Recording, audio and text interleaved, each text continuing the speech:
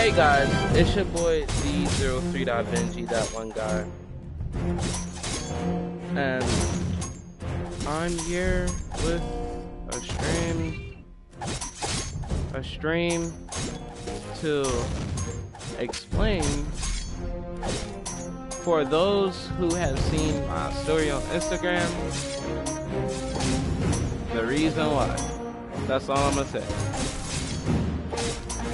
For those who haven't seen my Instagram, this is the real reason why.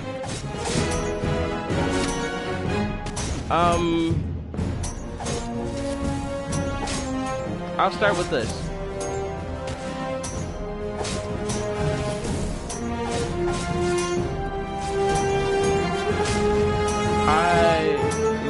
Skipping all the family drama, I guess. Well, summarizing my life, childhood was a mix of court custody battles between mom and dad, witnessing and also going through abuse from both mom and dad in many different circumstances, mentally, verbally, and physically.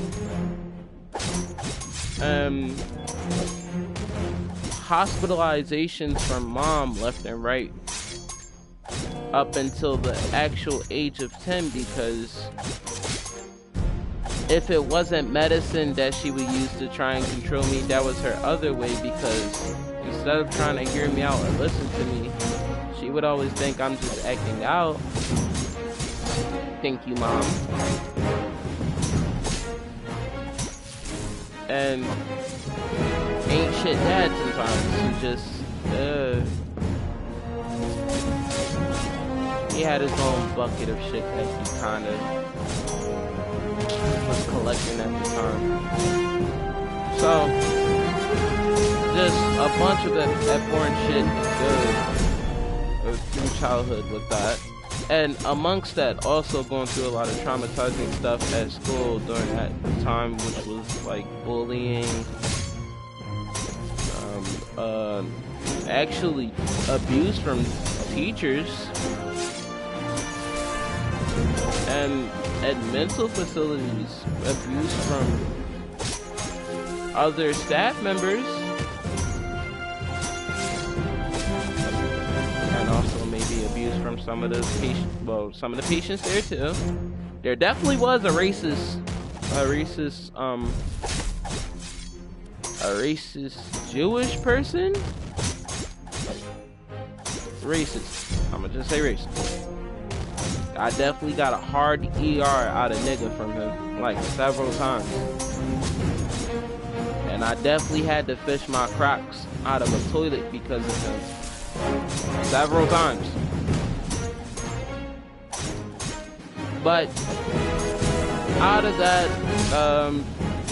after the final mental hospital and several cases through mom and dad's custody battle and several unsupervised, then later on supervised visits with dad, which were good, bad, ugly, horrible, despicable, and maybe sometimes pleasant.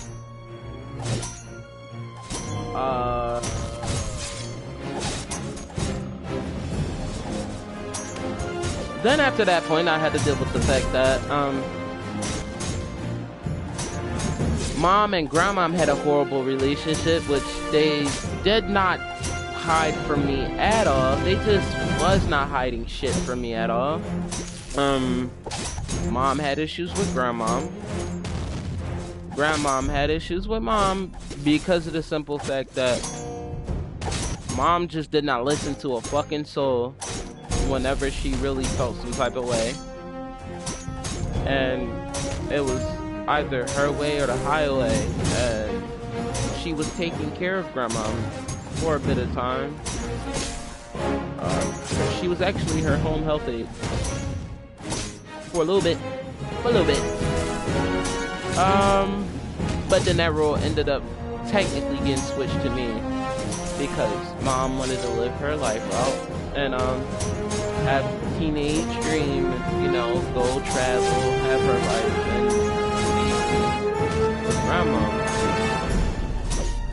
Go party out, chill with her girlfriends, my several different aunts that none of them be blood related. My several stepdads, wannabe dads, and many different wannabe father figures I never accepted nor gave a fuck about.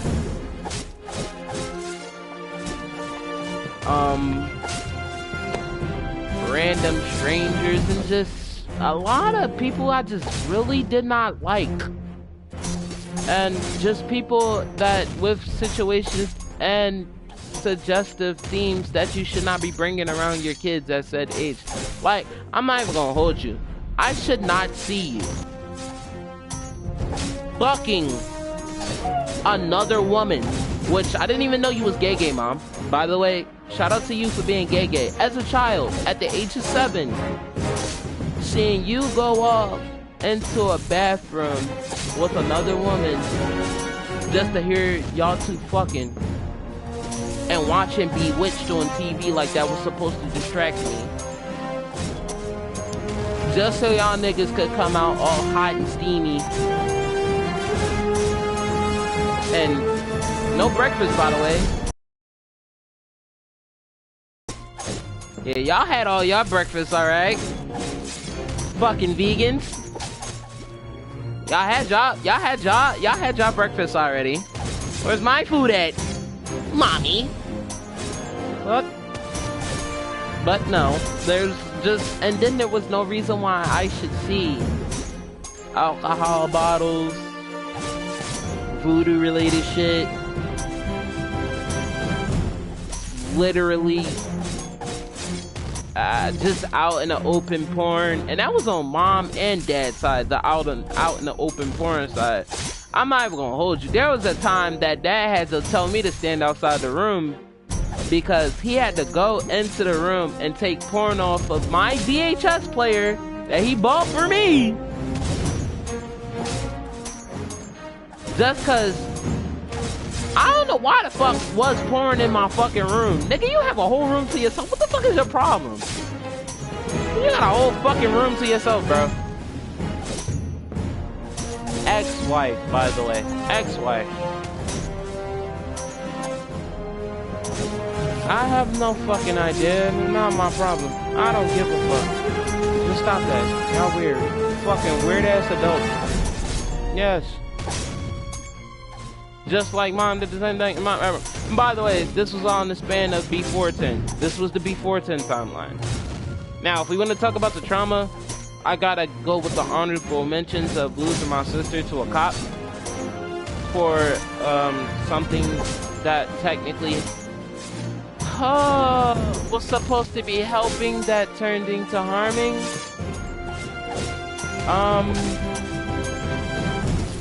That situation. So what happened was, I was a kid. Mom told during this time, mom told me that I should be expecting a little sister.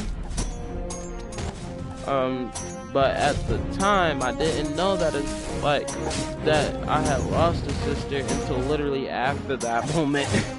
Ha. So what happened was there was something going on my block. I don't know, don't care, not my problem, not my business. Don't really give a flying fuck.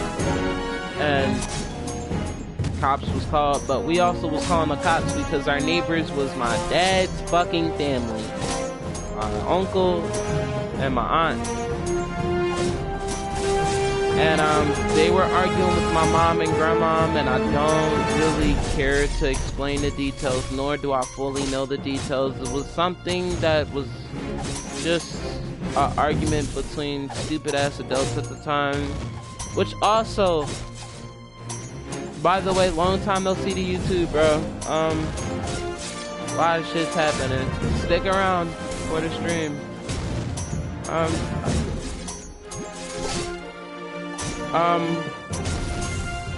So what happened? I think mom got this from her.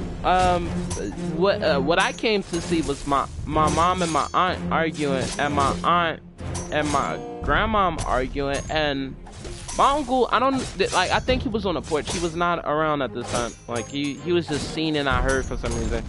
And my aunt pulling her pants down and telling my mom and grandma to kiss her ass right in front of my very old face. I appreciate you, bro. Yeah, that's actually what I'm talking about on stream right now. I'm leading up to the talk that's leading to why I posted what I posted on my Instagram story, actually. But I appreciate you for showing love, by the way. I had a horrible stream like a few minutes ago, and I had to delete that stream. Or not delete, private that stream, because I tried to talk about this the first time on stream. It really did not go well. Overwatch was not the best choice at all to play at all while talking about depressing shit. But back to the main story. She was telling my mom and grandma to kiss her ass, and I'm just sitting there. I'm just at the time witnessing. I didn't even say shit. Like, this is not one of those you can say shit situations as a child. What the fuck am I supposed to see into butt-ass naked ass being shown to 3 people and a minor being there witnessing this? And by the way, auntie was, I don't know if she was an alcoholic or a drug addict. I'm scared, rumored both. But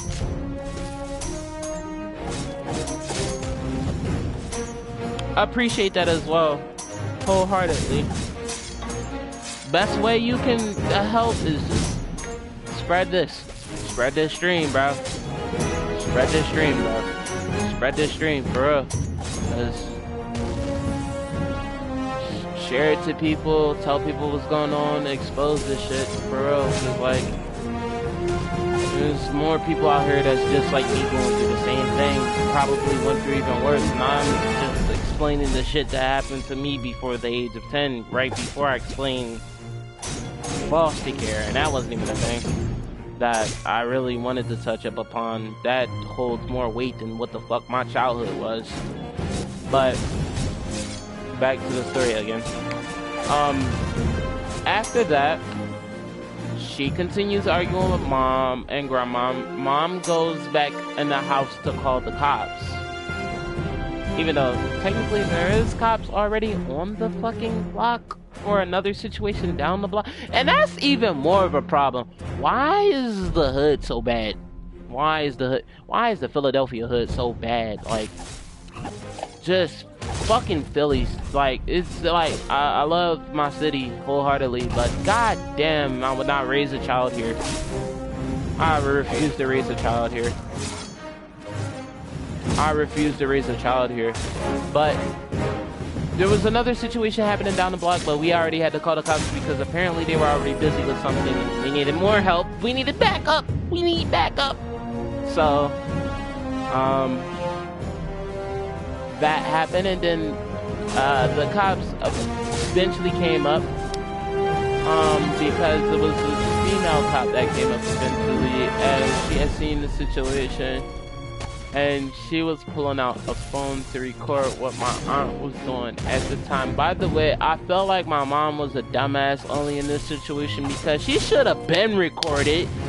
Should have fucking been recording, woman. So much shit would have been prevented if you would have been recording. The cop did not like the fact that she was recording, and the cop thought that she was recording her.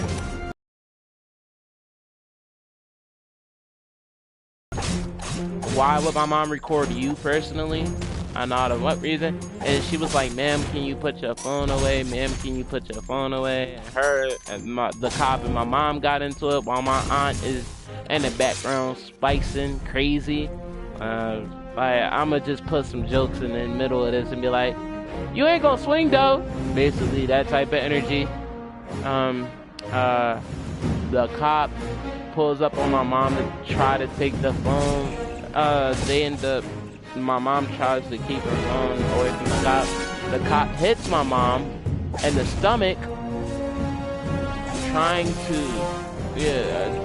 within this confrontation, trying to get the phone away from my mom, and they're about to fight. But just before that happens, Another cop comes to separate the fucking incident, and literally, police report, great situation, goes into a court case.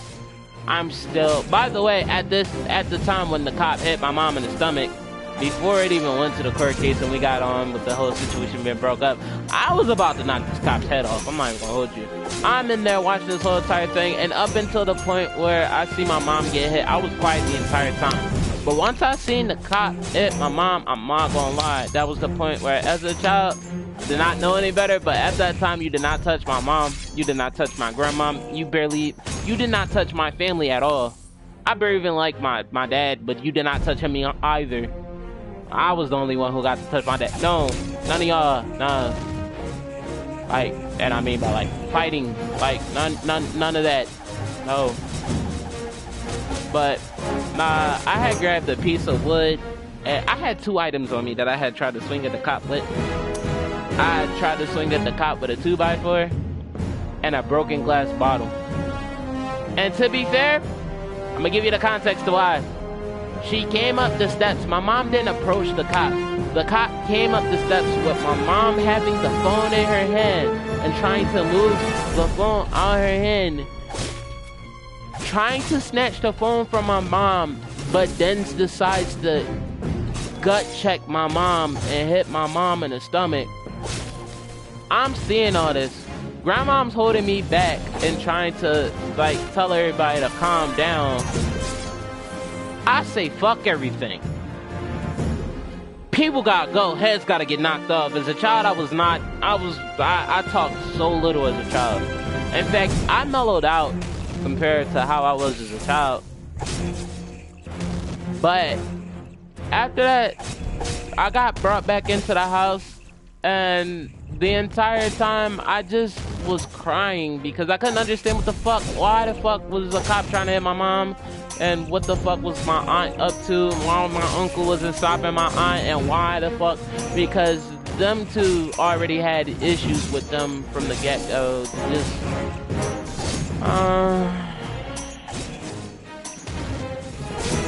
not my business, not my problem, not my family at this point. Just not gonna lie. At that point, appreciate you. You have a good night. Make sure to send a stream to whatever friends you got, or whatever people you think who needs to see this, or who maybe could help and support. I appreciate you.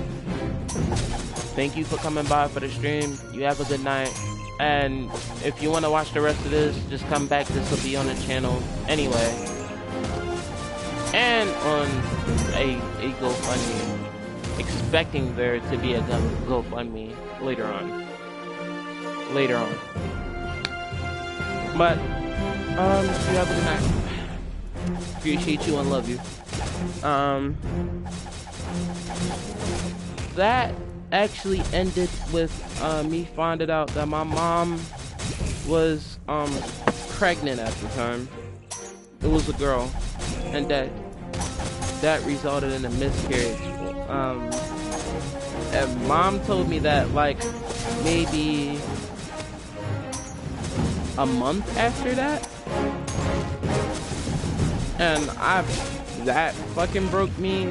That was the first time of me hating law enforcement in general. But I kind of got over my hate and my anger towards law enforcement, because not everybody's like that. The cop did lose her job, by the way, and she did get fired for that, and mom did win her court case for that, so good on her for that, I guess. But will not replace the little sister that I lost. Also, on another note, like, after that situation, a little bit shining details on the medication situation. Just throughout the entire time, I was really emotional, just down, like depressed, angry, didn't really have anyone to talk to, and I also just felt alone a lot of the time. Yep.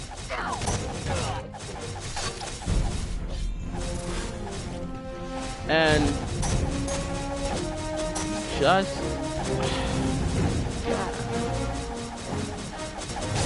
the simple fact that all the meds that I had to be put on did not really end up helping me in the long, well, I don't know if they didn't end up helping me in the long run. I got a pretty good ass immune system now. I don't know, all that science lab rat shit they put me on, kinda crazy, but as a child, I think I did have ADHD. Some of the meds, I guess, were technically warranted from the doctors themselves. Some of the shit mom said. It was ADHD, ODD, PTSD, depression, and anxiety. Out of those things that I currently have to this day, and today is, by the way, Tuesday, February 28th, 1:52 a.m. I currently, at this point, out of all of that, have PTSD, depression, and anxiety. And maybe a newfound bipolar that I've never had diagnosed, but should have probably been caught eventually. Really not too bad.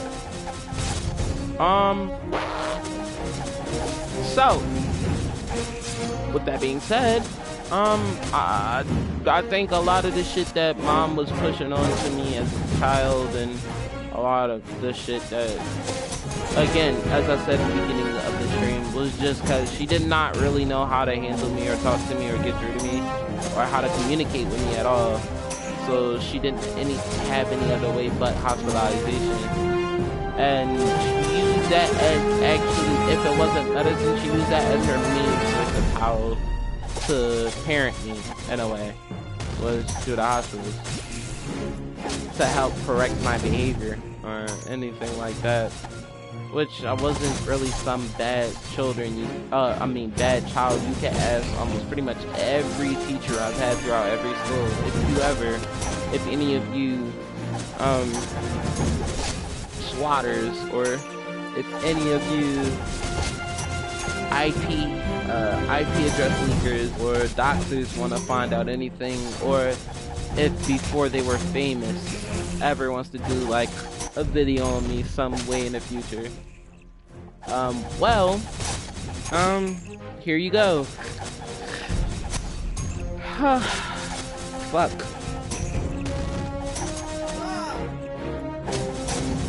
But basically,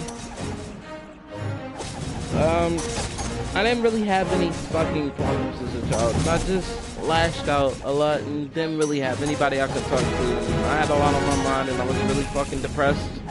Just going through abuse in many fucking different ways. And just,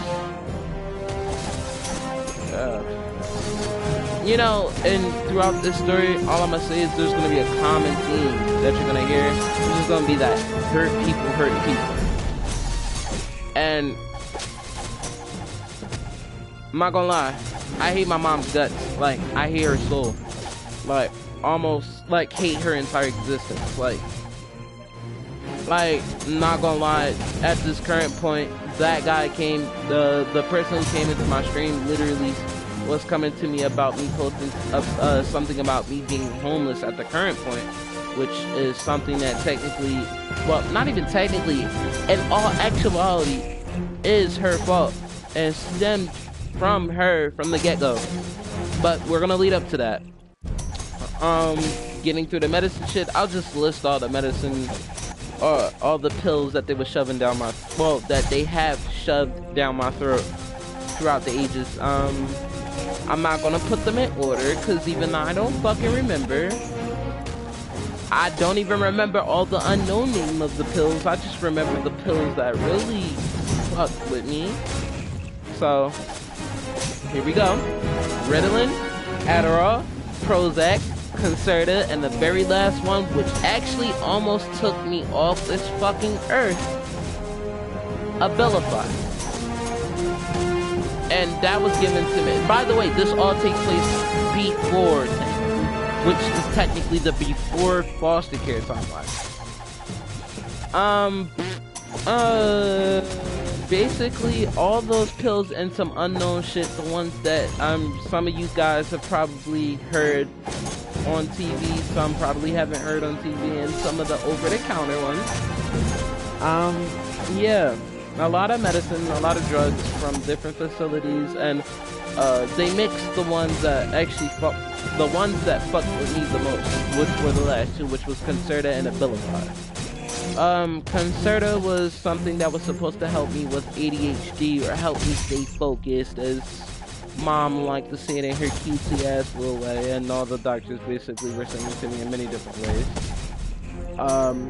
Help me stay focused. It was to help me with my ADHD and my OCD, and it was supposed to help me stay focused in school, apparently. I'll tell you what it did. It took my fucking appetite and made me a fucking zombie. Thank you. And it took my emotions. Thank you. Thank you, doctor. Thank you, Dr. Kill 'em Quick. And thank you, Mommy Dearest. Y'all are really two fucking sharp tools. And the very obtuse and fucked up shit.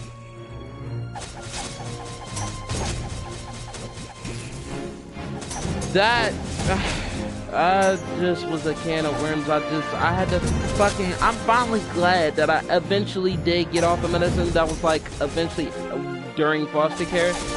But hospitalization, medication, touched up on them things, touched up on the abuse between Mom and Dad, the lack of me seeing my other siblings on my dad's side, and I only had siblings on my dad's side. Wait, that's next timeline. Yes. Yeah. Literally the lack of seeing my siblings, being kept in the house as a child, almost the entirety of my childhood, and not really having any friends like that. Up with like 2 or 3 friends and maybe 1 family friend or 2 family friends that I knew very well. Who were like my god sister and my aunt.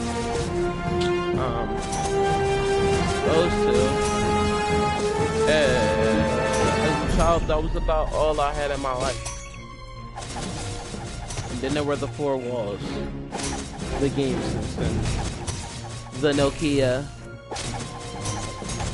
and I'm talking about that brick back in the days that you could throw down a flight of steps and still have in perfect condition.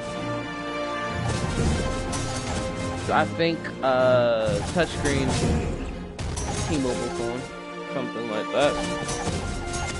Toys, and that's about it.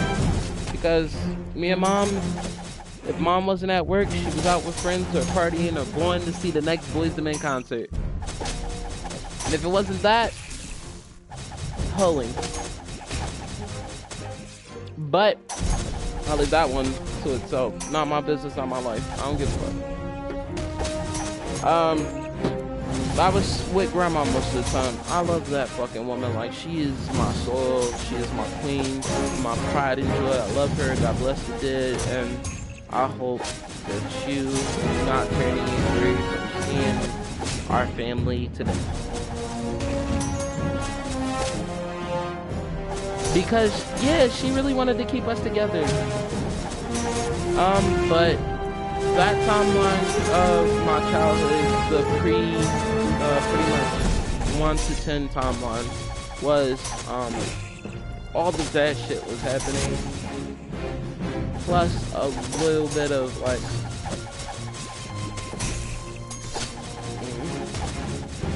don't want to touch on the sexual abuse stuff from other people, but that's kind of a whole nother thing that I also went through at that time throughout childhood.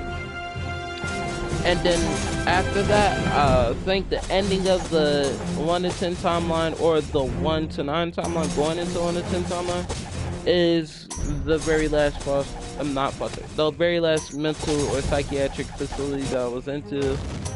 Which I gotta look that up now. I've never looked this place up for years to come. I think it's called Crozier. I don't even know how the fuck you say that. Crozier. Wait, there is?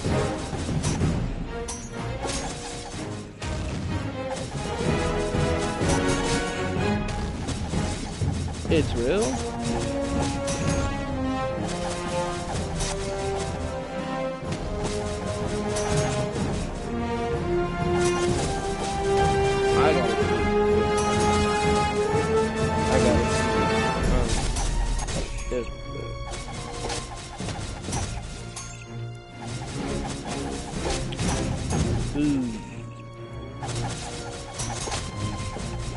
Oh. Alright, I gotta see. It's yep. Treasure. I think it was Treasure. Keystone.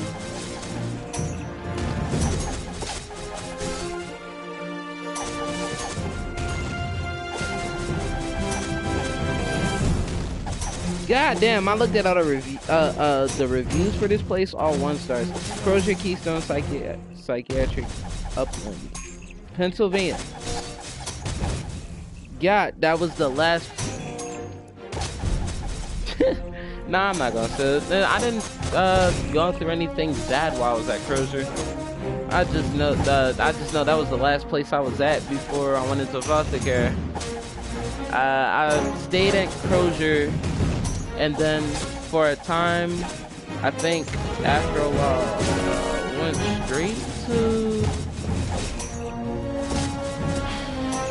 foster care. It was the final day that I had finally left from Crozier. I eventually came home for like a day. The people who took me home was mom, dad, grandma, and maybe an aunt. I don't know who that aunt was.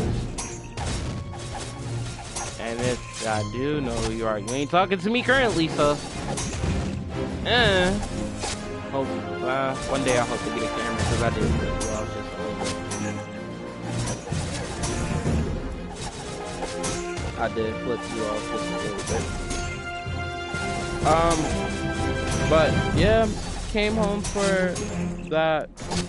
I actually wasn't feeling well that day. I had a cake waiting for me home. The house was sorta clean. I guess you can say it was clean.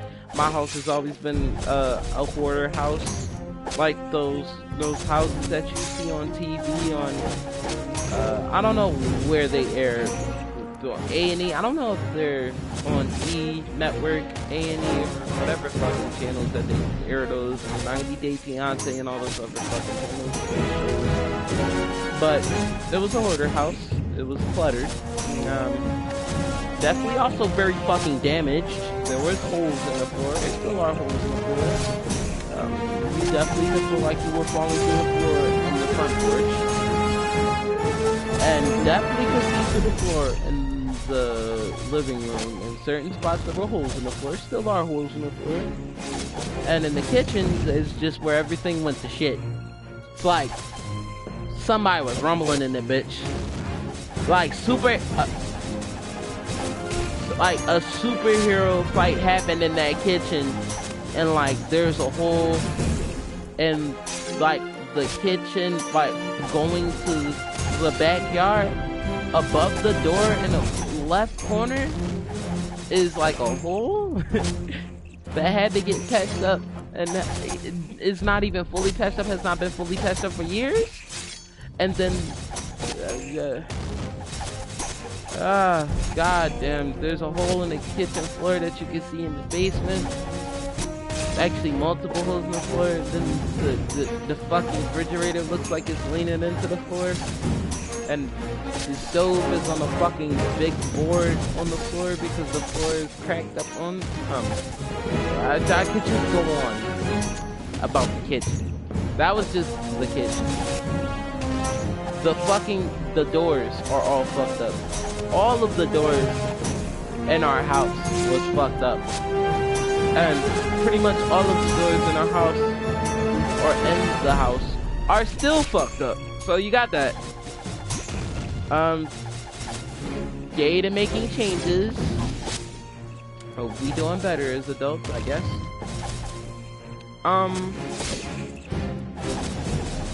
Yeah, other than that, I came home that day, I didn't feel well. I went to sleep extra early at low-key.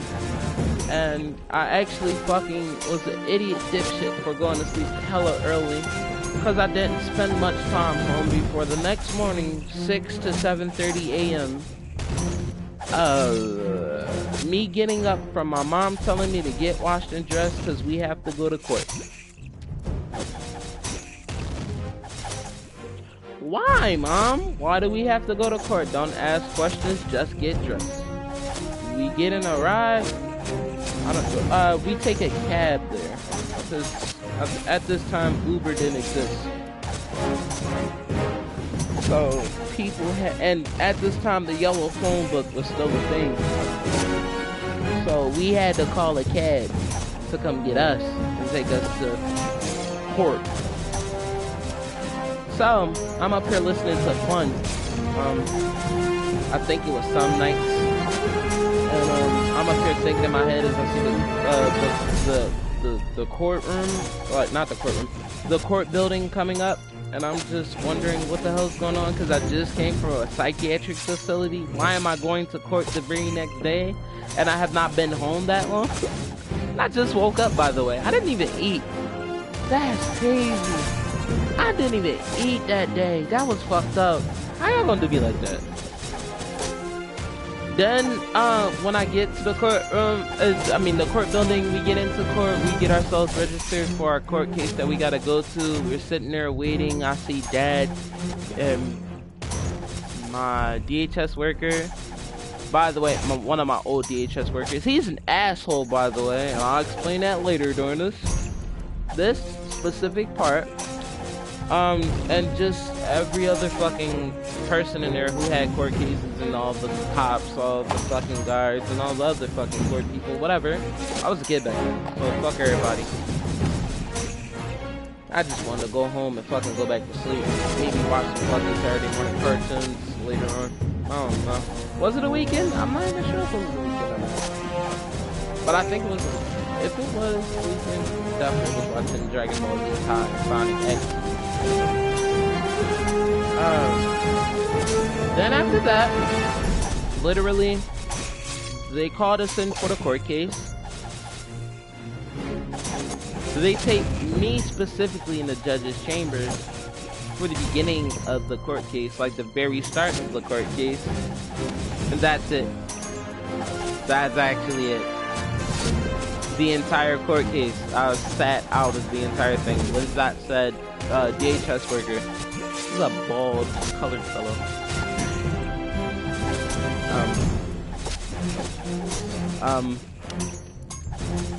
He sat there quiet the entire court case in the room with me and literally did not utter a word to me. Fell asleep at some point and other points before and after he fell asleep. Stayed on his phone the entire time.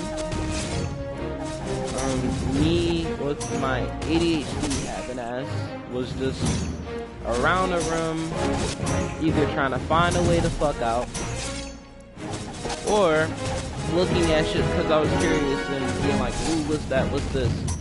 And then after some time, like maybe a couple hours, the judge finally came past into the room. I think the court case was over. The judge had finally came past. He went past me into the other room connected to the judge's chambers, which was another room I had to go through, which was going downstairs. I think that man just was tired of everything. He did not talk to me at all. I asked him questions like, where was everybody at? Why he wasn't speaking to me and why he wasn't saying anything. And just, he did not say anything to me at all. He ignored me the entire time. But, eventually after that, the cops came with, I guess, a representative or some lady that was explaining to me what was going on. She asked me if I knew what foster care was. And at the time I didn't. Like, I heard about it, but never knew what it was. And that was my answer. And she explained what foster care to me, was to me, which is basically, or from my knowledge at the time, was just rent-a-parents, rent-a-parents, or substitute parents, until your parents do better. Substitute parents until your parents do better. And I flipped the fuck out. I'm not even gonna hold you. I was asking the entire time where my mom was while they were explaining to me what foster care was, and asking why my mom wasn't there at all. And well, all they could do was explain to me what foster care was, not where my mom had went. And so after that, they told me my mom had already left and she was on her way home. And then when I tried to, I don't know. Then when I tried to leave, they wouldn't let me leave. I tried to go home with my mom. I didn't even know how I was gonna live out that courtroom, but I was pretty much gonna take the train home.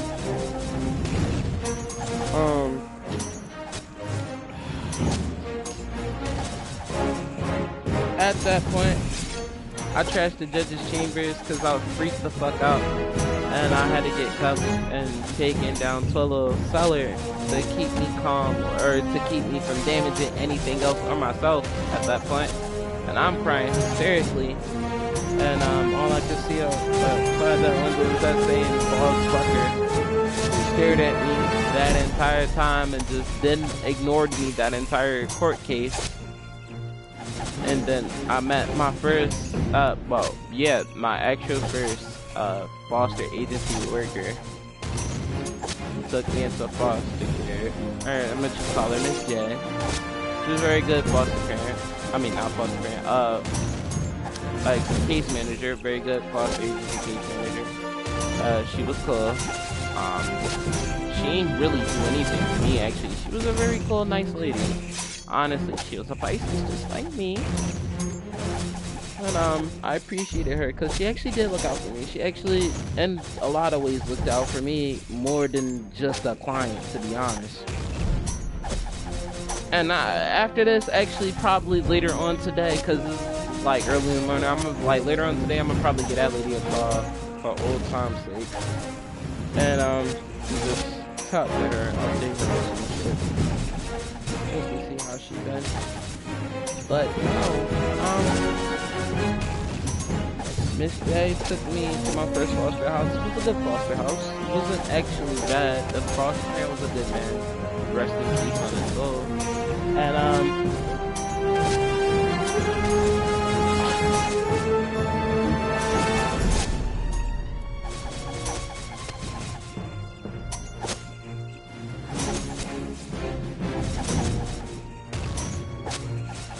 alright, y'all can still hear me? Alright, yeah, my microphone got connected and disconnected. But yeah, my microphone should be back on. But he was a good parent, foster parent. He had to work at night, and the person who was supposed to be his backup, literally, she just left out. Just like, fuck this job. Fuck all this. Fuck these kids. Fuck you, you're cool, fuck you, and I'm out. And because he had nobody to watch us that night, pretty much fucking just got taken out. Next foster house is the old lady. I'm not even gonna speak on that. Old lady and her son, Miss B, lives with her. And we just did not click. She was an older lady and she only took care of me. And the only reason why she took me in was because of an emergency situation. And at the time, the list of foster parents was starting to shorten up because everybody already had kids that they were taking care of. So she took me in. We did not really click well, but we tried, and that was in middle school. I just had to leave her house eventually. It just was not working out for her. With her, it really was more or less like, I don't know if she was like, apparently she just took care of kids that was really not like, oh, hate this. There we go. Oh. Mike kept disconnecting because of my cord. But she was one of those parents that took care of kids, like younger kids, but not really took care of younger kids, I guess. Like, she took care of teenagers, like younger teenagers, but and maybe older teenagers sometimes, but not really like that. She didn't like it. She did not like it. She didn't have patience with it. Hey, I'm hungry. Okay. The woman gave me a moldy piece of bread one time. And then when she found out,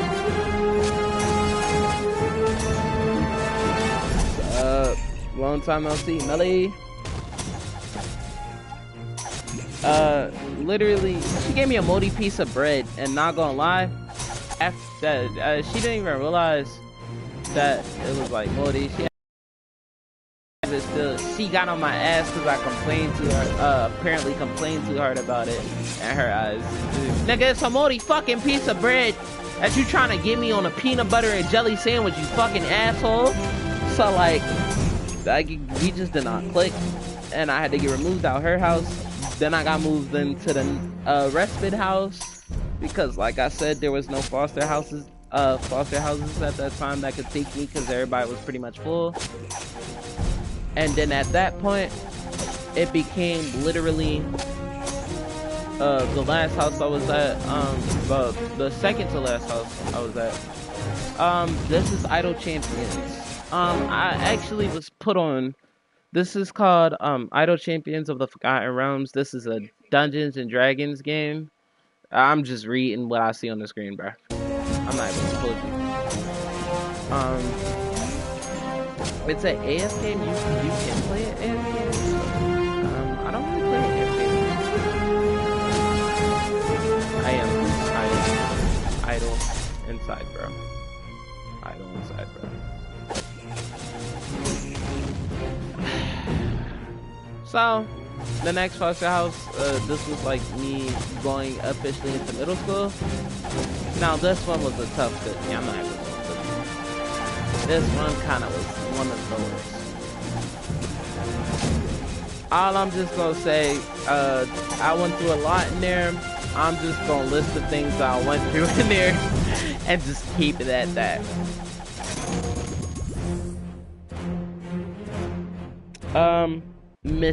Being misfed, abuse, nah, I am venting, but it's not venting, bro. Nigga, I kind of explaining something, cause serious situation. Kind of homeless. Explain that situation a little bit later, but yeah, abuse, misfed, not being properly clothed, no allowance, got set up, bullied, the R word. Don't want to speak on that right now, but it happened, and other things, just horrible things. And it wasn't even just, a lot of that was from the kids and the foster parent combined. So fun on that for my mental case. And for a while of that, I had to put up with, I think,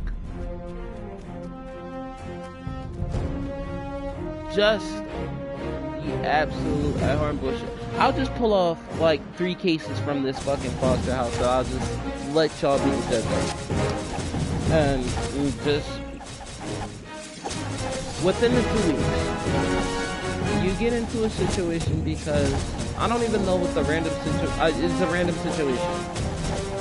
It's not that deep. It's about food and it's about allowance.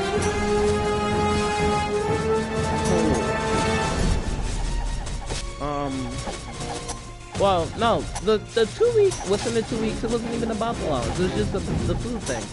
And then literally a mom thing, and she thought I was being disrespectful, but no, it was just me saying the things that I used to eat when I was with my mom, the things that I was used to eating as a child compared to the things I didn't eat when I wasn't a child, and she not liking that and taking that as me being disrespectful or being ungrateful, and talking to the kids, other foster kids about that, and that leading to physical abuse from them, sometimes woken out of my sleep with this shit, or getting beat on in my sleep, or sometimes just literally right after the situation, or a little bit of time after the situation out of nowhere, and it just happened. Getting beat on, that's one situation. 2 was after complaining about the shit. After complaining about the foster parents for a little bit of time, because she was being asked towards me because of mom hearing about the shit that was going on with me, and now mom wanted to go fight her in the system by just like, yo, like, I need to get this one house shut down or get him removed or something like that. And like her trying to fight the foster parent literally turned into, well, the first week being one day that one of the foster kids was taking me to the park or showing me the area, this and the third, and another kid that they had knew in the area. The kid in the area and them were talking. I was up ahead of them, up in front of them, so I don't quite know what the hell they were talking about. And the other kid was reporting that I was being disrespectful or some shit like that. And I turn around and we go up the steps. They push me into a fight. I don't want to be in the fight. I try to talk no juice to myself off the fight. It doesn't work. I turn for a quick second to the dude tell me to stop bitching. I turn back around to a mink. A big ass lump on my face that I had to carry to middle school for about a couple weeks, going on a month, and lie to the workers saying that it was me falling down the steps. Because after that incident, I came back home to find out that the kids in the house knew the said kid and the foster parent knew the said kid, so we just didn't say anything about it. Yay! Yay! Fuck, man. Am I really about to... Oh, God. So, yeah on that. That happened once, and that got posted on YouTube. I don't know where that is. It was called Simon's Fight. I remember that a while back, because I even told my case manager, Miss Jay, about that when I had seen it on YouTube.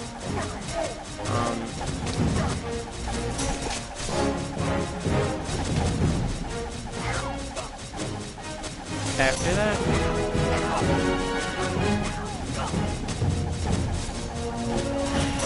it just was more of the arguments, more of the being fed,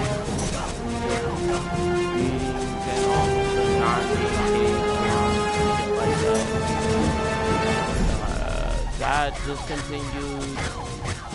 Then eventually the R-word situation happened, and now I don't want to talk about that too much.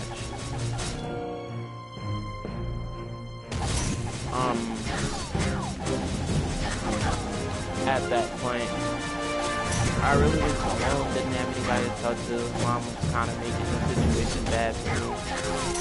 With how horribly she was fighting with VHS and the things she was saying about VHS. Some of it wasn't even fucking true, which didn't help the case, because it was like, great, well now, like, I don't know if you're helping or harming, but tell them how you really feel. And everything just stopped when the foster parent got hospitalized. I ended up going to a family member that said foster parent. And so altogether, I got taken out of that foster parent's house. And literally, after that, oh, I forgot. I was supposed to tell y'all about the other, the final situation. Alright, third situation. Before we finish that last point, before we go to the next foster parent, final foster parent. Because within those 4 houses, were 3 other respite houses where technically that I ended up staying in for multiple months. So technically I was in 7 foster houses in the span of 8 years.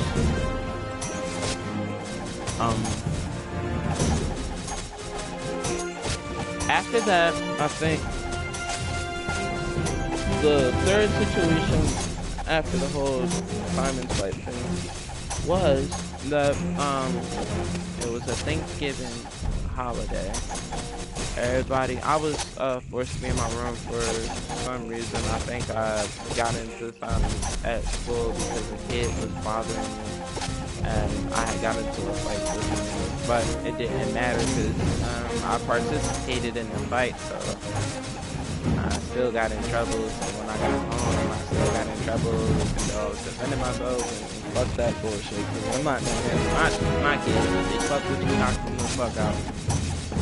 But if they don't, I'll say if they put their hands on you, knock them the fuck out. If they don't, just let words be words. It's always how I had to let it be. Even though as a kid, I didn't have words be words, but after a point in time, I realized words are words, and you have to let words be words. So as long as they ain't put their hands on you, you're fine. But still got in trouble for that. I was upstairs, room, no TV, no game system, no nothing. And it was Thanksgiving. Everybody was eating Thanksgiving meals. They even had some Chinese food, some poppy store food. Everybody was just busting it up, watching movies and games. Can I come downstairs? No, stay in your room. I think the only thing I ate for dinner was fucking ramen noodles. That was a trend that happened often, where others would eat good and ramen noodles or hot dogs. I think it got so bad that now I fucking despise. I actually throw at the taste at ramen noodles and just actually have trauma with ramen noodles, and I barely like hot dogs. So think what you will with that. No, like, pause on that, but no pause at the same time. Dead ass serious. I don't fucking like those at all.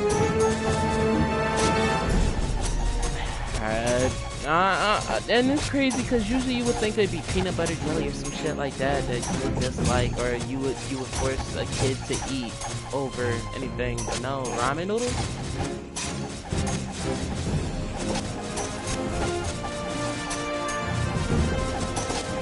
Yeah, and for me, I hated ramen noodles because of the simple fact that it was like, there was so many good, like, you see a family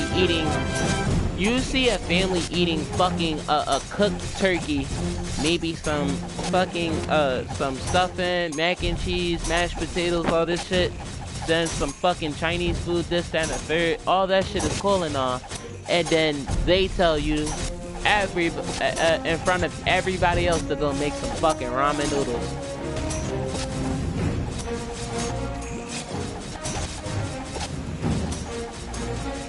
punishment.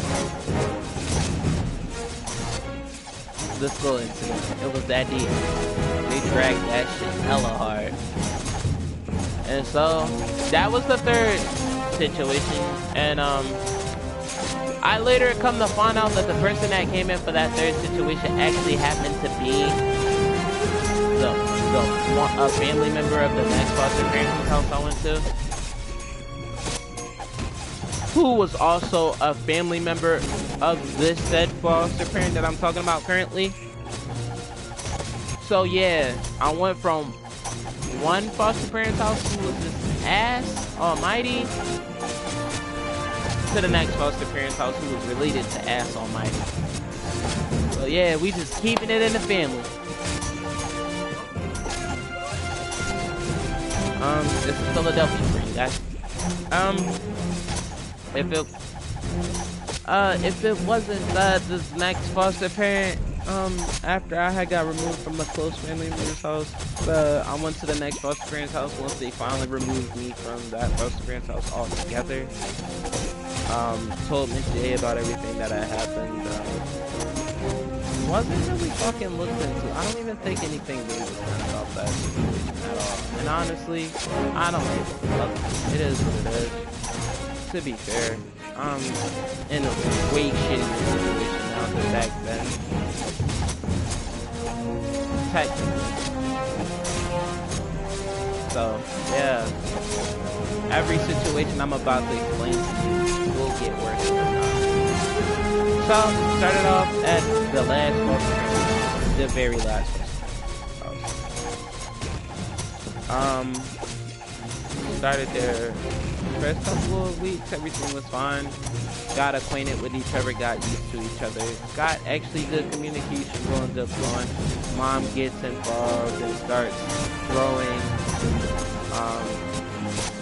demands and accusations around, causes between foster parent and her, and this was literally after the foster parent invited, said Mom into the house with grandmom to come eat with us for a dinner that I cooked for everybody. It was my first time cooking dinner for everybody that time. I cooked spaghetti for everybody. It actually was pretty good. Grandma liked it, foster parent liked it, everybody liked it. I did pretty good making spaghetti. And this was when this was when the foster parent was at work on her coming from work on her way home, and she was like walking me through this on the phone with the steps on how to actually make the spaghetti and everything. Through and through stuff. Props to her on that. Fucking love you for that. Cool. But everything was fine and everything until Mom came and the avatar just vanished. Like the Fire Nation attack. And the foster parent didn't like that. And Mom ended up bringing me into some of this shit, which caused that lesbian. Wasn't my fault at the time. Some of the shit that was being, it was like exaggerations of some things were lies, but like a whole lot of exaggerations on Mom's part and lies on Mom's part, and then me saying some things that were actually true and were actually happening, but they were ignored because Mom was already doing too much, and I had to just keep quiet on a lot of the shit that anyway, because like Mom was doing too much. And ooh, fuck. Eventually, after a while, I had my own. Well, in this foster house, I started off with my own room when everything was going good in the first couple of weeks, and everything was going good. I had my own room, had my own system, had my own everything. Everything went to shit and started going to shit once Mom entered the picture again, and then after some time I finally got my first foster brother in that house, and he came. It turned out to be someone I had already known, and it was that douchebag y'all seen me in stream with on Revelations 2 way back when I was a kid, that I still have up, by the way. That douchebag was my father, brother. I love him. Known him since 6th grade, and known him even after he ended up moving into my house. And I was surprised the day he came, and happy the day he came, and moved in with me. And I honestly wouldn't take it back. Wouldn't take it back. Even if I had to redo it all over, I wouldn't take it back for a single fucking second. But I still love that man. All the bullshit he put me through and all the bullshit I put him through, still fucking brothers to this day. Just with that being said, just a lot of wee boys. Just a lot of fucking stuck on stupid situations with that guy. Just a lot of stupid situations with the foster. We were kids. It got bad. It went from me and the foster parent had bad blood to now me and the foster parent actually legitimately not liking each other, to saying shit like, you ain't gonna be shit when you grow up, you know, you gonna go back to your mom and she gonna put you out, which,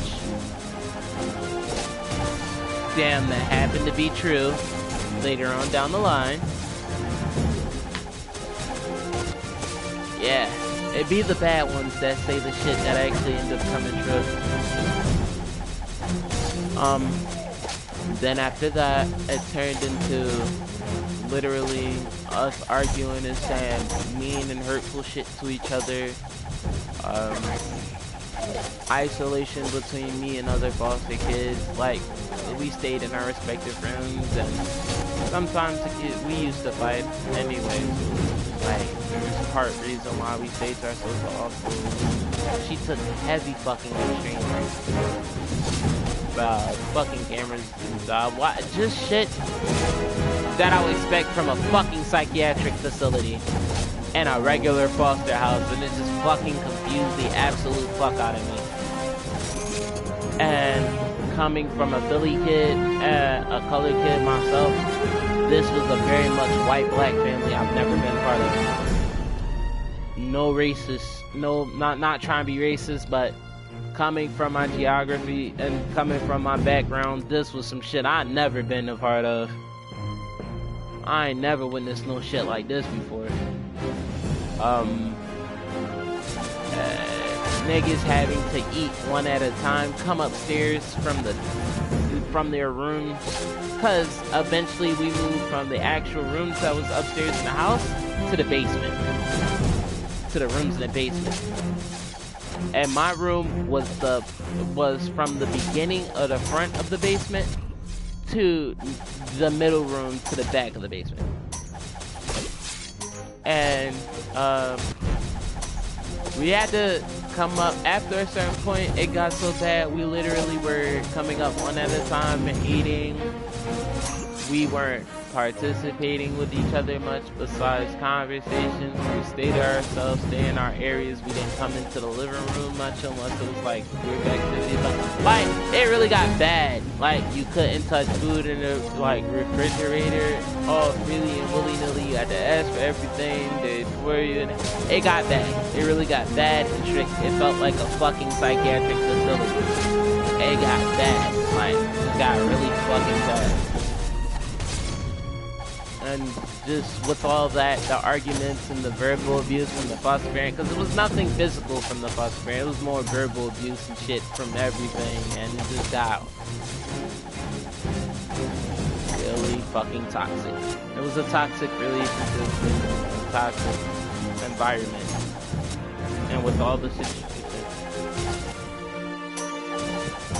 Yeah, but even though I was a child, every foster parent, every fucking DHS worker, every teacher, every counselor, every staff member did not care.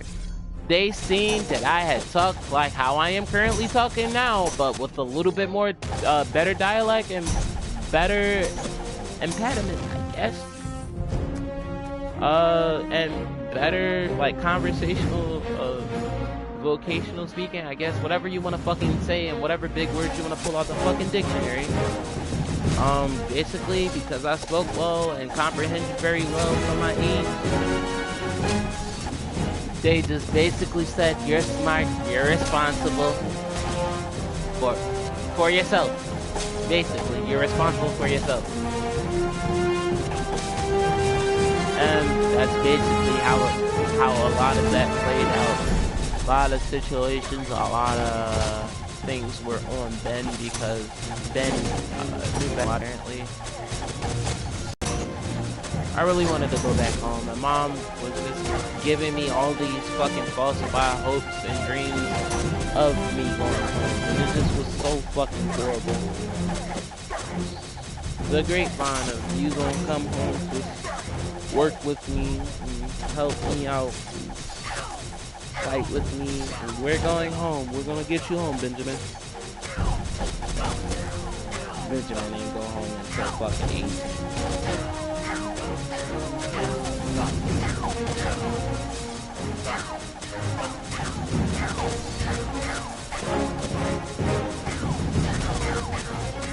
Oh God. I hope it's not that bad. Please tell me I'm not that bad.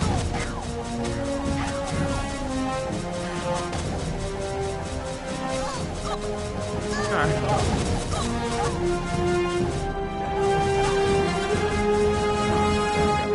I lost some chicken, by the way. I had to check because it said the Wi-Fi was not enough to stream. I don't know. Huh?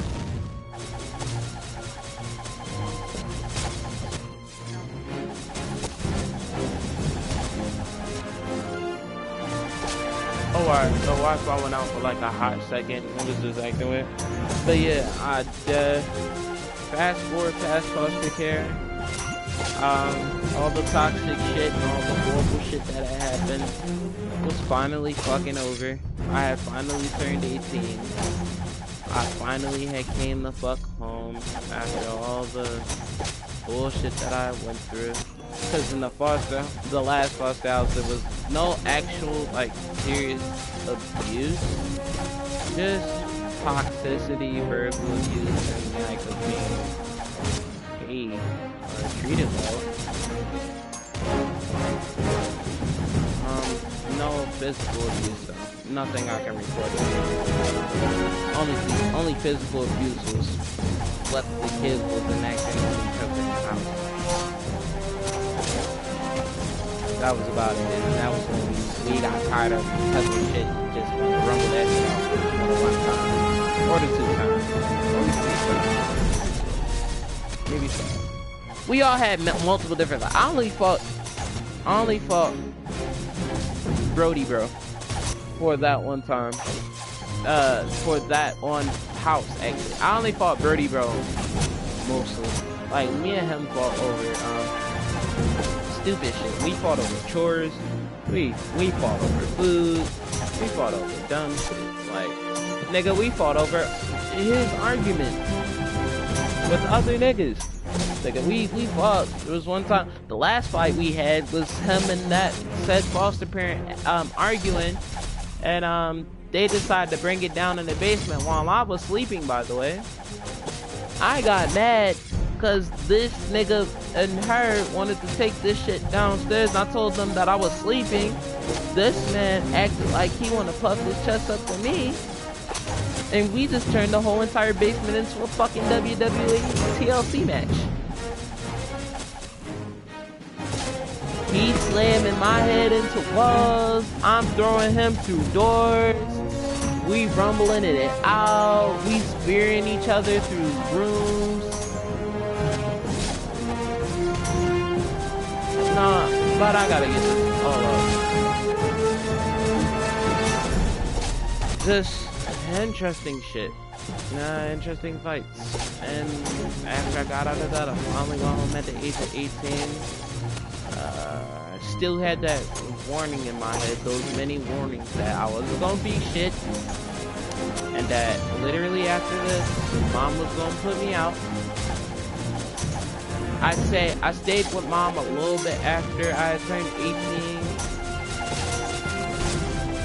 Then I had got a job at Burger King, started working right after I got out of school, because for some time, I think because of just personal shit and just it wasn't even just a lack of wanting to do shit, and I was just tired of life at that point. I just wasn't doing well in school, so I was failing at that time. But I finally got some type of determination and picked myself right the fuck up and ended up passing with flying colors. Graduated class of 2020, and I was still working by this time. At that time, after I was working and had graduated, I just worked technically full-time, part-time, and just was working at the Burger King all week. Alright, every day of the week. Pretty much every chance I got. Burger King, Burger King, Burger King, Burger King, Burger King, Burger King. Waking up early and traveling, getting to work, but at the same time while I was doing this, I was paying bills at mom's house, and I was also, well, I was giving her money to pay bills, and I was also at the time taking care of grandma and her steeds, because she was grandma's home health aide at this time, and she was helping grandma, or she was supposed to be helping grandma, but she spent most of her time out and doing other shit instead of taking care of grandma, or lazing around the house, laying around the house and not doing shit, but taking care of grandma was the main thing that I ended up doing after a while, besides working and then moving. And I didn't mind because I love my grandma, she was my queen, my heart, my soul.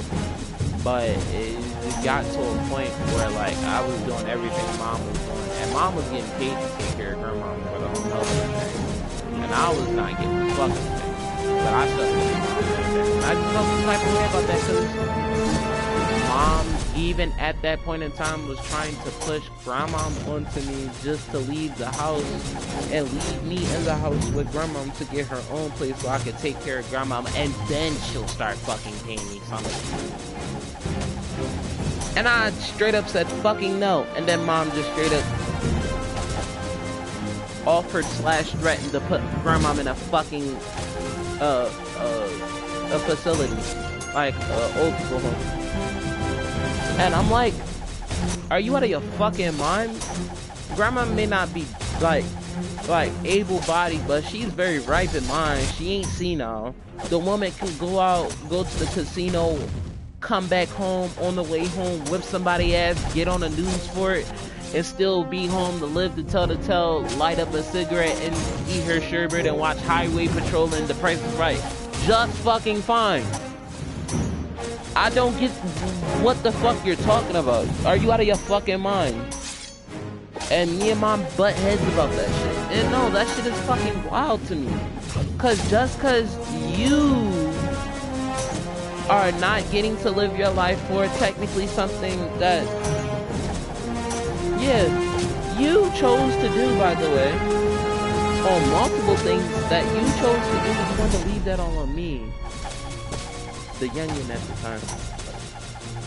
the time. And it's just like, okay, cool, I guess, whatever. I wasn't really, I was mad, but I wasn't too hesitant on it, because like, at the same time, I just wanted grandma to be treated better. I told mom she didn't even have to fucking pay me. She didn't. I didn't want to be paid to take care of my fucking grandma. That just left a fucking sick feeling in my stomach. At the time, it just wasn't a fucking idea I would ever think of.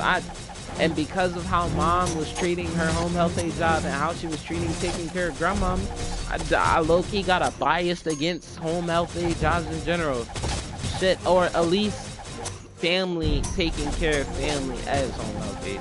Those type of situations. I just kind of got so fucking tired of it, because it just became a point of mom not taking care of grandma but using grandma for the money. And I got disgusted with her for that.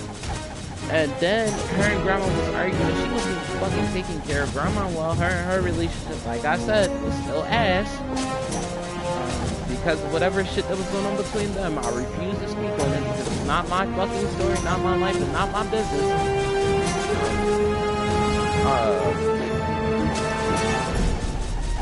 They just was at each other's throats.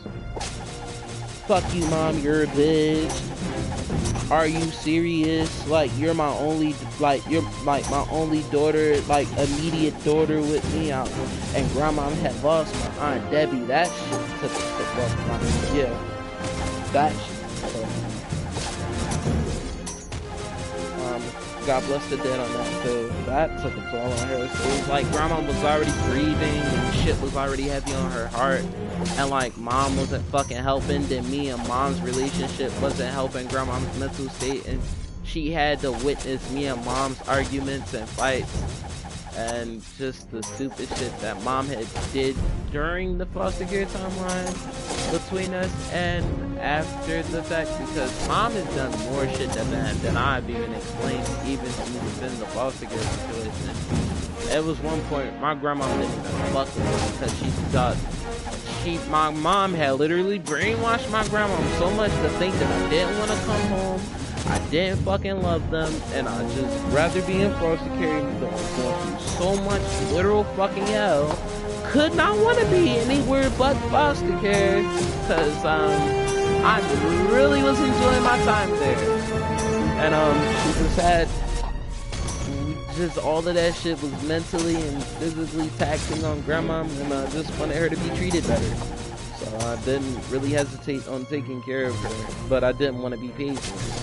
So, did what I did, continued working. After that, had managed a little bit of time had passed. One day, I was going to go get my ID. Went to, I think, what is that place? I don't even fucking know what that place is called. The PAID place, whatever the fuck, I get your driver's license or your IDs from. I went there that morning, was on the phone with my friend,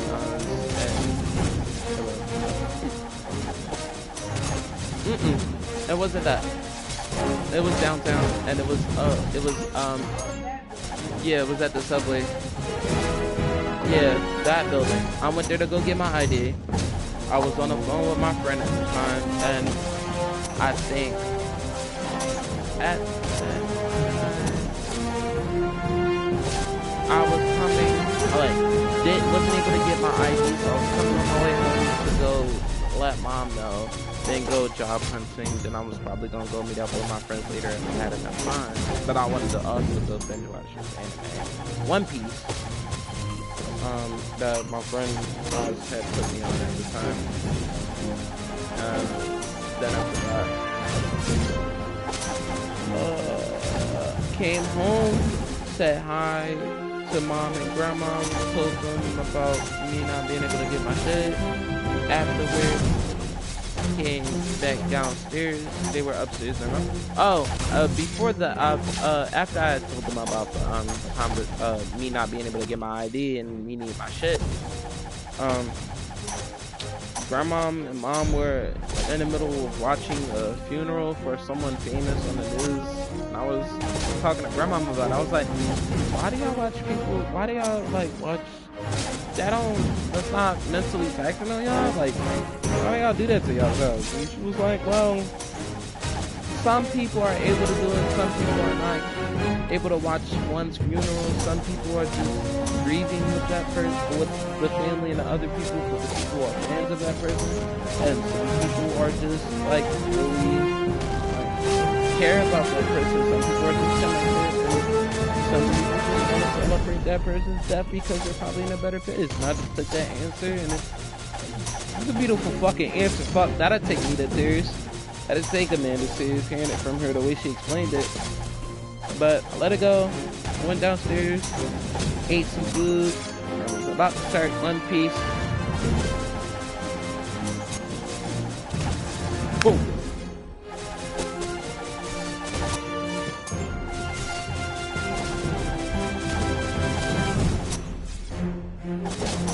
The house fucking shook, and I heard a boom. I paused, and I was like not even a minute into One Piece, just watching. I think this was Arlong's fight. And then after that, no, this was right before Arlong's fight, and I paused right before the opening had finished, and I went to go see what was up. Halfway up the steps, I'm screaming, "Mom, what the hell was that?" She's screaming, "Bring your ass upstairs, hurry the fuck up," and rushing me upstairs. I rush upstairs, trying to open the front door, going to the grandma's room. The front door wasn't opening. I felt something blocking the door, so I decided to run around.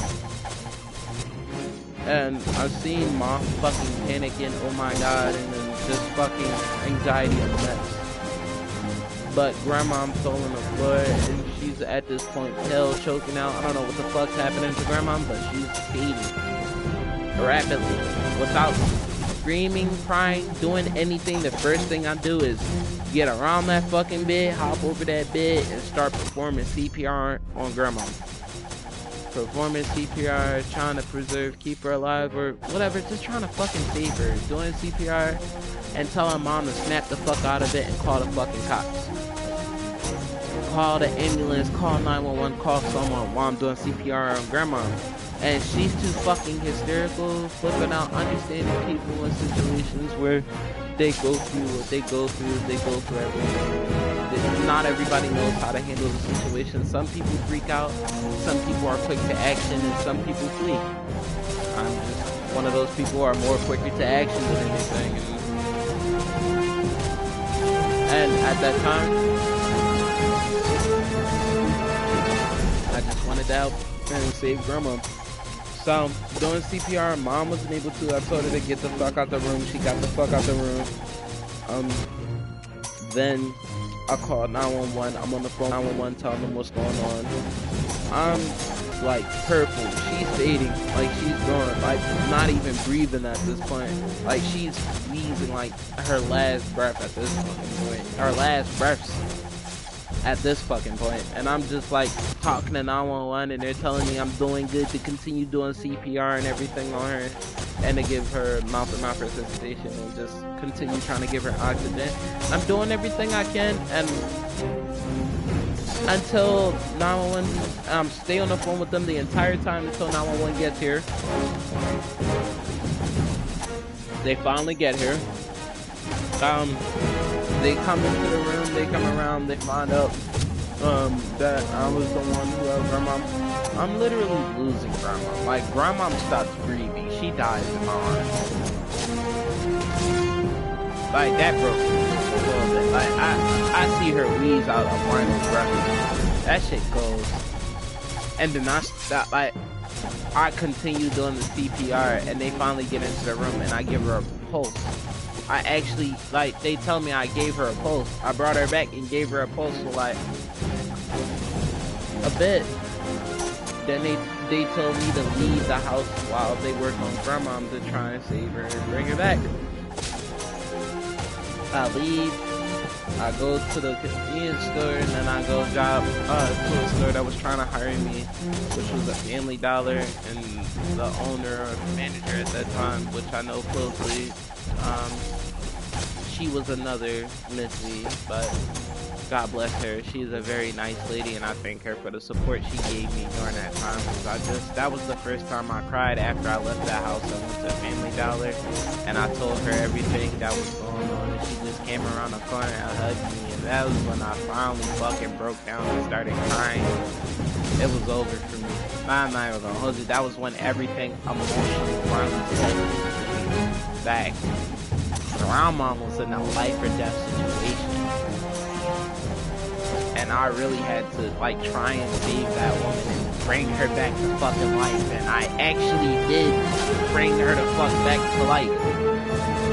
But then, after she finally calmed me down, got me through all the crying and shit, and told me everything was gonna be okay, I went to a cousin's house or a family member's house around the area and tried to see if they was home. They was not home at the time. They was out doing business and shit like that. So I had to wait until they come back. So I just went back home.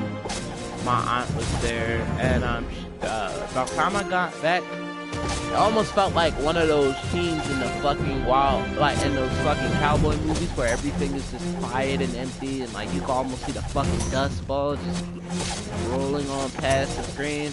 Almost felt like a scene out of that. Like the whole block was just like, everybody that was on the block from the commotion that was happening and the cops that came in the ambulance was just disappeared. The ambulance was gone, the people was gone. The only thing that was there was my aunt was at the top of the block and my mom was at the house on the steps, just sitting there, silent and still. And my aunt told me to go talk to my mom, and I'm like, what the fuck is wrong? I run to go talk to my mom. My mom fucking just sits there and just does not say anything to me. I'm already pissed because me and my mom during this time, before I left to go to Philly Tower, had argued because my mom, like a dumbass, decided to blame me for my grandma's death. And tried to say that the reason why grandma had died, or in the first place, or was about to die in the first place, was because I had caused her stress, or I had been causing her stress, or some shit like that, and I was the reason why she was about to die or had died. And that actually killed our relationship right then and there. That fucking deaded that shit for us right then and there. I think that's when we fucking hated each other the most. That's when that shit was all she wrote over for us. At that point, I left because me and her was about to get into it, and the cops was already there. It was like, you know what, it's already best y'all separate. Y'all both probably in emotional distress, probably just emotionally spewing out something. Emotionally damaged, yeah, that's a better way of putting it. Just emotionally damaged. Y'all probably need space. That's when I went to Family Dollar. When I came back, that's when I seen Auntie. She took me to Family Mom. She was fine still. And I seen. I went and ran into the house to see my neighbors carrying down my grandma's body out of Bucky. And there was one random neighbor and another neighbor that had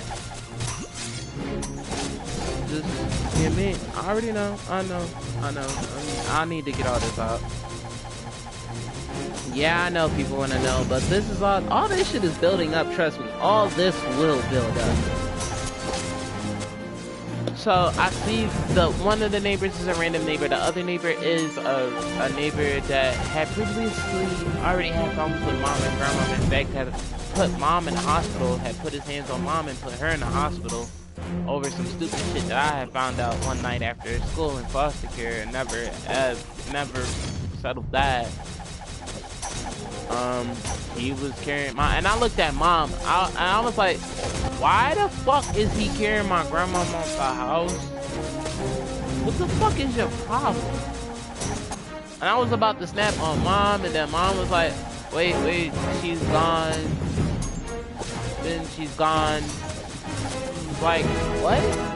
And like, where's the ambulance? I'm like, what? And then it all just comes flooding in. And mind you, I'm on the phone with another friend who I know in high school, trying to calm me down and trying to talk to me, trying to do different too, and she's on the phone with me as soon as, like she was on the phone with me once I left Family Dollar in my cousin's house on my way home to go see what had happened, and she was on the phone with me the entire time, even while I was in the house and hearing the conversation with me and mom, so the fuck is the problem and everything. And then literally once everything sets in and settles in about me realizing my mom had officially died, I broke and started crying, and it was over. It just, it all fucking, it fucked me up for like a while. Like, really a while. Like, so, it was like a good solid 2 months. A good solid 2 months at least. Of me just trying to recuperate and just grieving, just crying every single day, all day. Every single day, all day. Just random moments, because it was so bad for me.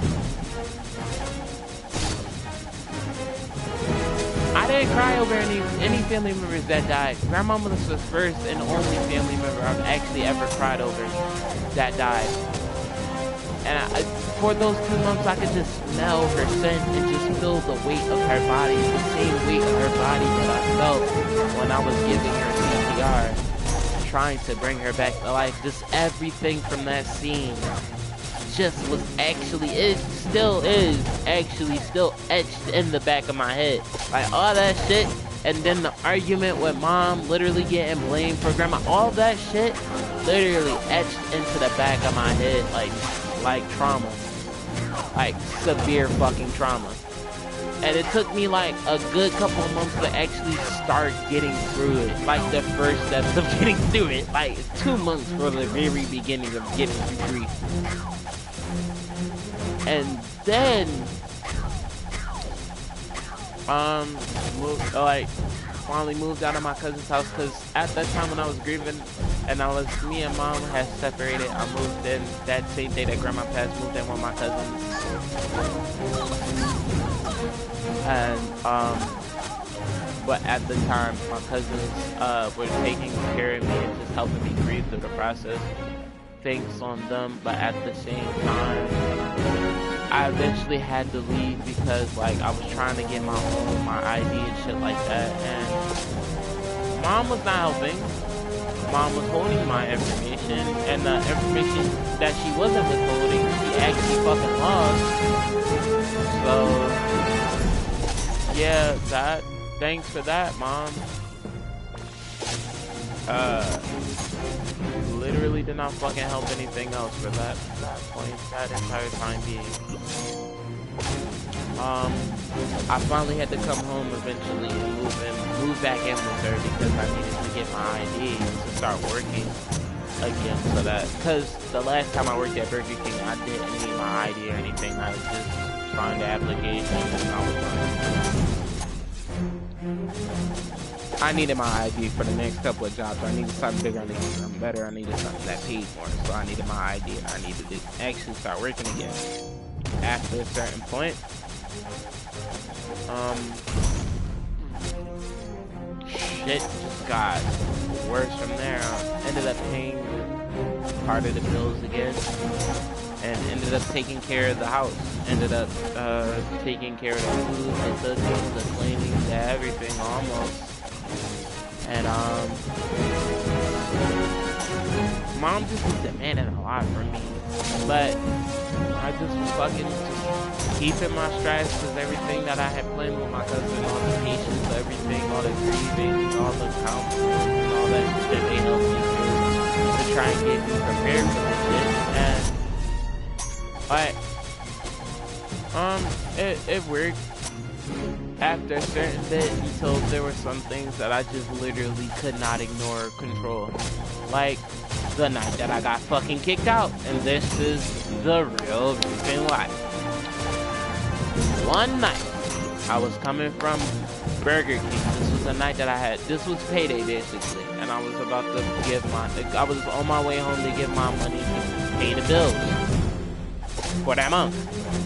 And I was on Discord with friends, Nas being one of them, the same female friend, I'ma just call her Dust.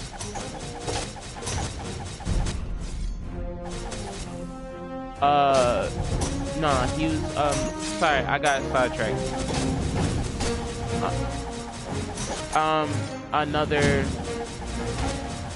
Another friend, the female friend, I'ma just call her Dust. She was the one who was with me with Grandma Fast, who was trying to me and help me out and stuff like that on my way home and stuff like that. Who was here and everything. I was on the phone with them on Discord, and I had got into the house. I just got into my room, and after giving mom the money for, the bills and shit like that, just got into my room, and I had noticed my PlayStation fucking cord was just not there. just my cord was missing. I had an HDMI and a power cord that was missing. And I was like, wait, something's missing. Something definitely is wrong. So I tear my room up for like a quick second to look for it, put my room together, but then I realized I'm not a person that takes apart my game system randomly and I wouldn't just unplug my shit. So I asked mom, hey mom, you got my shit? And not in that way, but ask her, hey mom, have you seen my cord, or do you have my cord? She tells me yes. I'm like, oh, why can I have my cord? But she was like, she didn't explain. She was like, I just have your cord, and you'll get your cord when I'm ready. And didn't explain to me why. She was like, I'll talk to you when you're off the phone. Da da da da. I was like, mom, what did I do this time? I literally just paid you for the bill. What the hell? What's going on? And she gets irate. She starts tripping because I'm trying to get my cord. Not trying to get my cord, asking for my cord back. Because the entire time I was calm. The entire time I was respectful. The entire time I kept an even tone voice. I never like yelled at her. I tried to stay as calm as remotely possible. Even at that point, I'm on Discord. You think I'm gonna yell on Discord? Even if I was fucking pissed, cause why the fuck you got my cord randomly and not gonna tell me after I just paid you for the bills for the house and I've been doing all this, and what the fuck is your problem? What are you doing? And of course I would, but I'm on Discord, and even still, my cousins had told me to be patient, because at that point, yelling at mom was like, or snapping at mom was not helping, even if she fucking deserved it and was warranted. So I was like, fuck it, be nice, play coy, play calm. That did not fucking work. She just elevated the more I just calmly talked to her. She seemed to be the only one elevating it. And it got to a point where, you don't like my rules, get the fuck out. No, matter of fact, get the fuck out. I'ma call the cops, get the fuck out. You don't get the fuck out, I'm calling the cops. And it just got to that level of insane behavior. And after a certain point, I just said, fuck it, you know what, I'ma go. But give me my cord. She finally gave me my cord. I took my PlayStation, took my bag, took my shit. I got gone. Don't even know if I didn't even come with all my shit. I only came with a book bag with the bare minimum of stuff. And that was it. I was the fuck out. Mom had even fucking ordered an Uber for me. Slammed the door on me and ordered an Uber for me. No. Yeah, she even ordered a fucking Uber for me, because she had took all my fucking money. She had all my money at that time. I gave her everything from what I had fucking worked at for all those times. Took all my shit, so she ordered the Uber for me and told me to get the fuck out. And then I got... Hey, by the way, everybody on that Discord witnessed and heard the exact... I didn't mute for a single second. I didn't disconnect for a single fucking second. The fucking call was for like a good hour and some change. Previously, before I even entered the house, and the fucking argument and the fucking kick-out situation was an hour plus. So I had been on Discord with them for like a couple hours on my way home already. And they had heard everything. And that's when my friend took me in. He was like, nah, you can come chill with her. Like, fuck that. Fuck her. And he took me in. Then, me and mom's relationship became literally a barter and bargain till. Literally, she would take money from me out of obligation. Because the only thing She only thing she fucking was doing at the time was paying my phone bill, which was only $50, and was a family plan, by the way.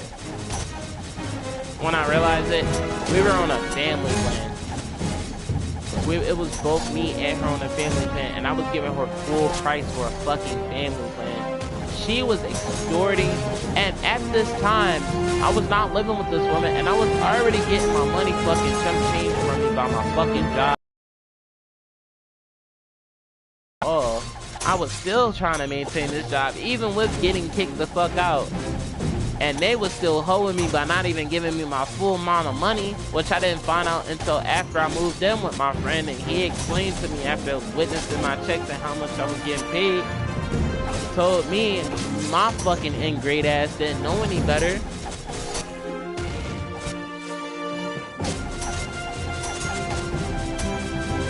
So that was happening. My mom was extorting me. My job technically was extorting me. And I already had to pay him in the house for bills and shit like that, which I was also maintaining paying her and him at the same time. And Ben barely got a lick. Barely a lick. Yeah, all them adult responsibilities really fucking matter. And just at that time, I just was fucking going through it. I'm not even hold you. Then many situations and problems later with mom. Too many fucking situations. I finally got a fiance, finally got a girlfriend, and we go over to mom's house one night to spend the night. This woman was not home for a time period. I had keys to mom's house because we were starting to repair our relationship a little bit more. Because at some point in time, with staying with my friend, I eventually had to leave the house. And I ended up moving in with my godmom. That I had mentioned at one of them that I had mentioned at the beginning of the story for a little bit of time, but she could only keep me for so long because of her lease, and she was in an apartment building with her mom, and then that was a whole thing. And just, but I was working while I was there because I eventually left Burger King, went to another job. That was like a recycling center. I was working with my friend, and while I was living with him until I moved out and moved in with my godmom, and I worked at Five Guys. Then Cordova.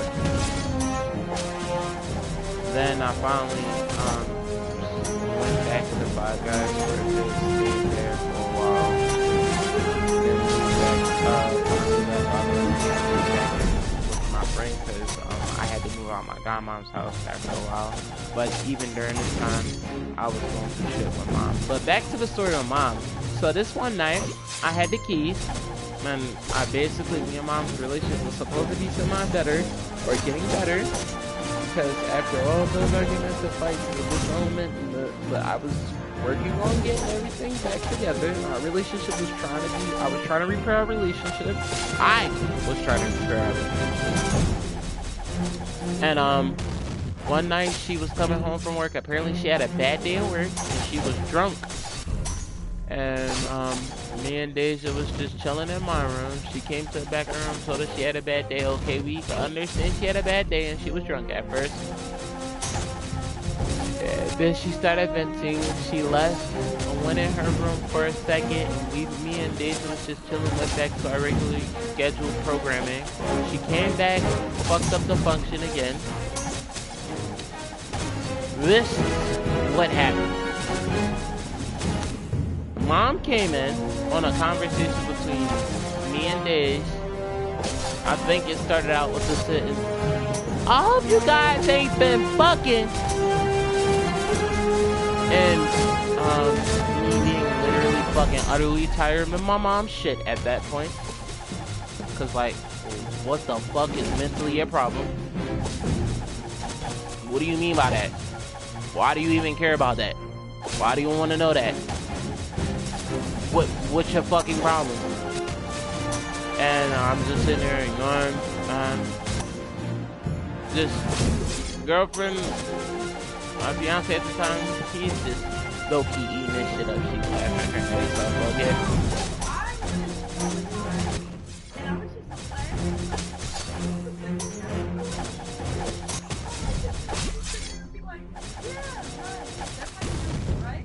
Mom comes in the back room, and then after a while, that conversation develops into a conversation about mom talking to my fiance about performing oral sex on me and how to perform good oral sex on me, and then telling her about how she herself performs oral sex. I, all being in the room at this time, still being uncomfortable as fuck, just sitting there being like, yo, can y'all stop? Can y'all stop talking?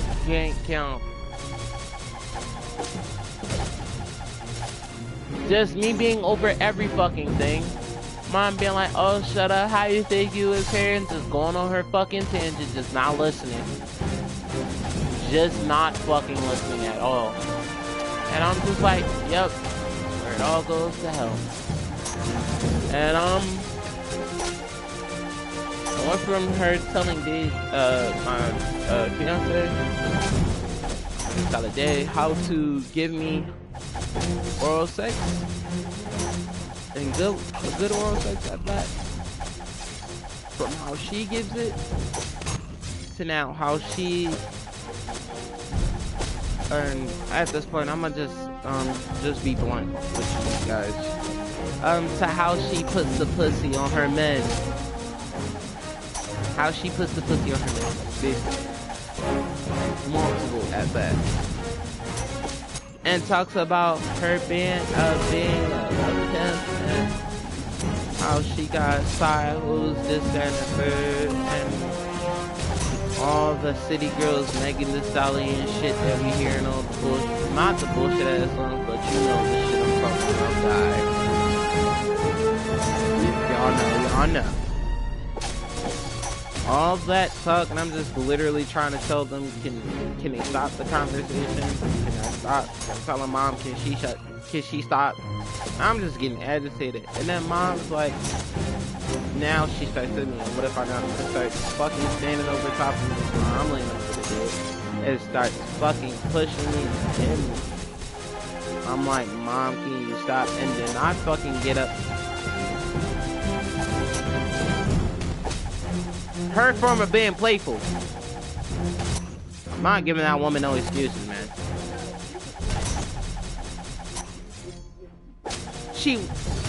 I'ma get to that. Actually, no, I'ma get to that. No, don't say nothing. I'ma get to that. No. So do I give her an excuse? No. Let's continue.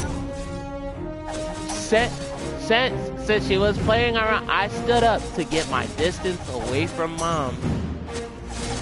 And cause she kept touching me and just was fucking drawing, and I told her to stop. And since I stood up, and I'm taller than mine naturally, I'm like 5'9", going on 6. Like in a few more inches, I'll be 6 feet. I think I passed that now. I'm not even 5'9" anymore. At that point, I'm taller than mom. She thought I was trying to get aggressive or something. I don't know what the fuck you standing up for? She's still giggling, by the way. Still a kiki ahaha. This woman decides to cup those hands around my nether region. She grabs me by the nuts. I don't know why. I didn't put my hands on her. I didn't touch her. I didn't even fucking... She grabs me by my nuts in a giggly ass fashion and is squeezing at her hardest. And I'm like... no, like it was a fucking... Like it was a stress ball. Like a stress ball. Right?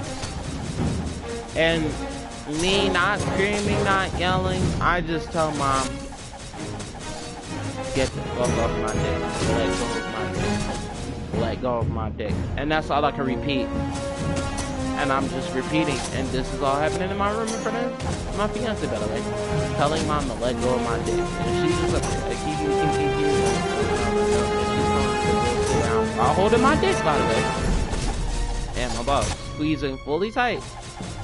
I'm telling her, let go. Let the fuck go. She would not let go. She's just laughing her ass off and just talking her shit. I get mad. I done had enough. I walked around the house already at this point, and she has held on tightly and not let go. Walking with me up and down the steps throughout the house, in and out of every fucking room, just not letting the fuck go. And I'm still telling her to let my dick go. And she think this shit is a game. She just fucking around and she finna find out. This woman, I walked this woman back, and I say walk because at this point this woman is like holding on to my hand. Like the way she holding on to my nuts is like holding on to my hand basically tightly and not letting go as we're walking. And I'm just like, once we get to my room, I'm like, you know what? I get tired. I snatched that woman's wig off. I snatched her wig and her cap off. And I told her, what? She said, give me back my fucking cap. Give back my wig and my cap. And I'm like, I'm not giving you back. And by the way, every word, all the cursing, everything that I'm saying, all of that was the actual words. Like, no. Everything that I am saying now, all the curse words now for this is the actual fucking word. Give me back my cap. No, give me back my cap and my wig. I said, no, let go of my dick. Give me back my wig. Let go of my dick. Give me back my wig. I'm not giving you back your wig until you let go of my dick and balls. And then it escalated into an argument, and then she and Deja got into an argument because Deja was trying to tell her to fuck herself.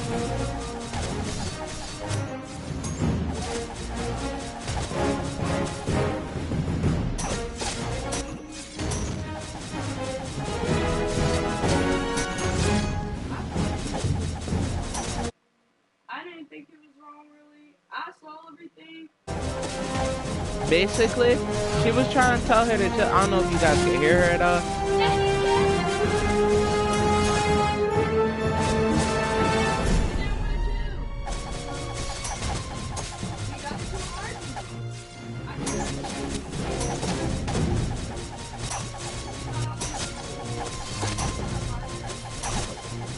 So, getting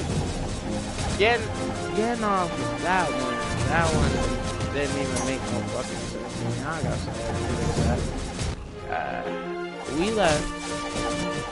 Like, I think we left at like 2 a.m. to 3 a.m.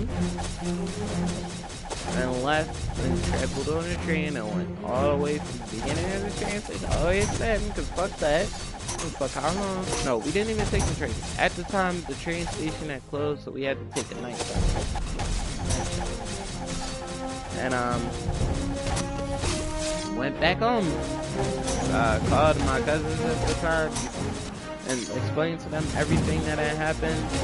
Ain't make no fucking sense to nobody. Nobody liked that shit. So after the fact, everything was said and done, I cut my mom off again. But then people, the more living situation,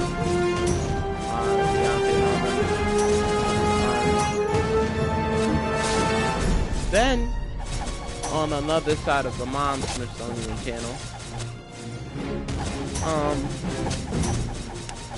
later on, I think, after a situation that happens with me and a childhood friend, this woman, I don't know how she gets involved, decides I quote,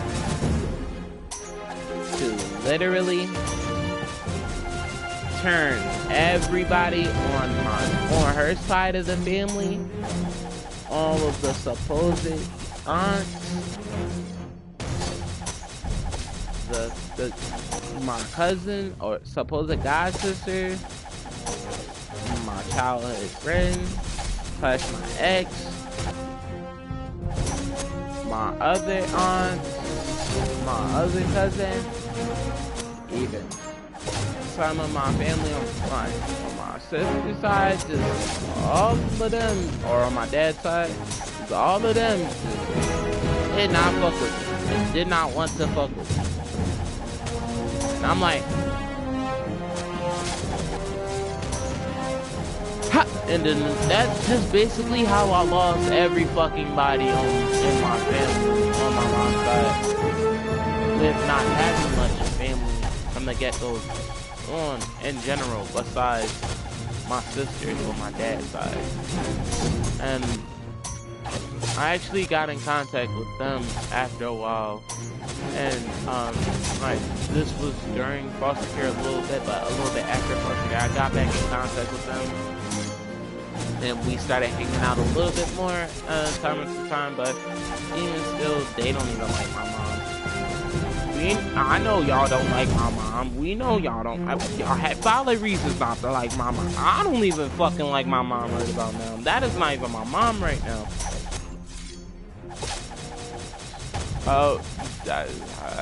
Part of me don't know. That just kind of kept us a little bit distant. But also, just like me, I'm pretty sure my sister never had a completely normal relationship with dad and their respective parents either. So I'm pretty sure they have stories that they probably tell themselves, like I'm probably doing now.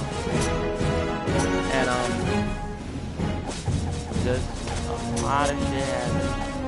I ended up with no family, but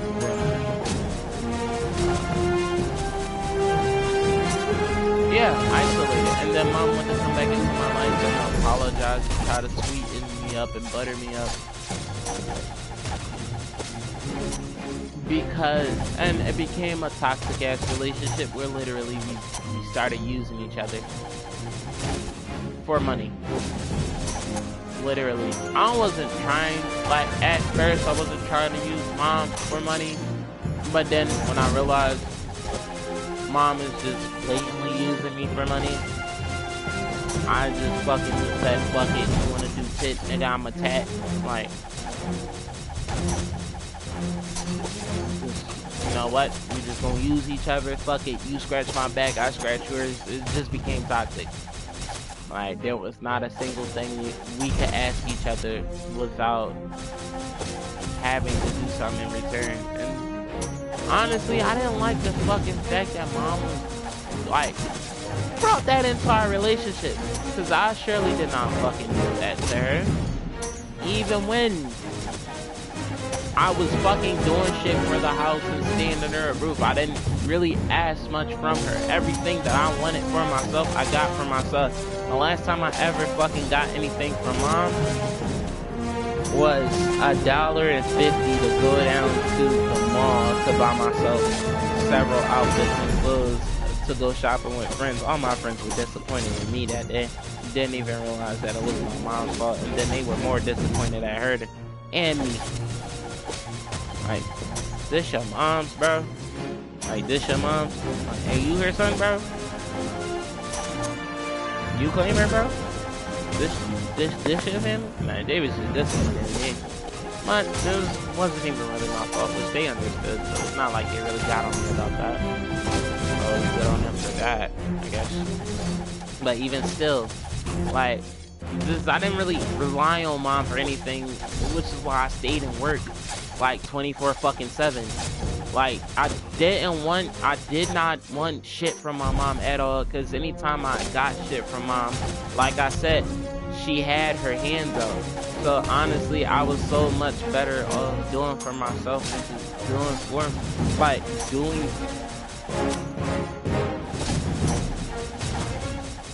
Yep.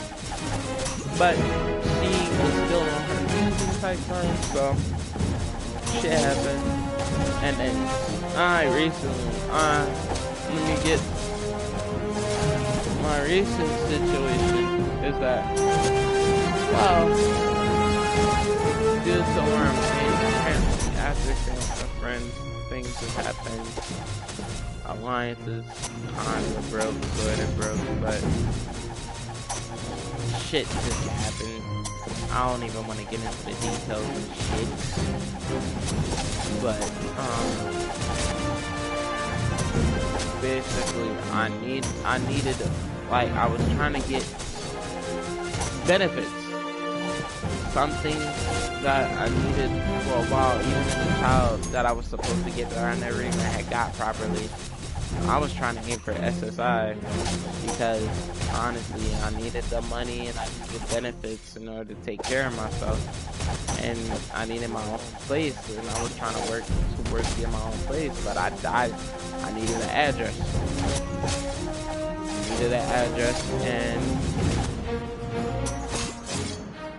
I had nobody. I still have nobody that I could refer to for an address to even get my fucking SSI activated, because that's literally fucking all I needed to even get myself going, and I probably would have been fine. I got my own place. Don't even fucking ask shit from anybody. You got it. And I'm gonna ask you for a thing just my advice. No offense, but it's just the kind of person I am. I do for myself and then really don't fucking ask nothing after a while. No, not even after a while. I refuse to ask people to shit.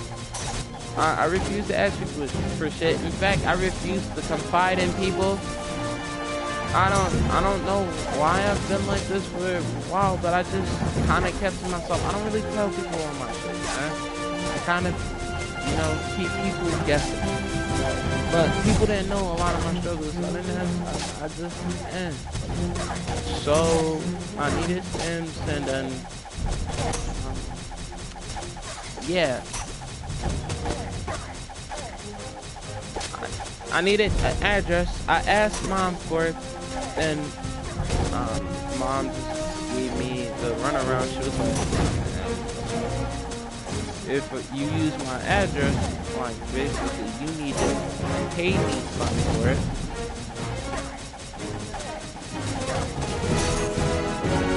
Or you gotta live here. Which I was not going to go there. I had got kicked out of this mom's house.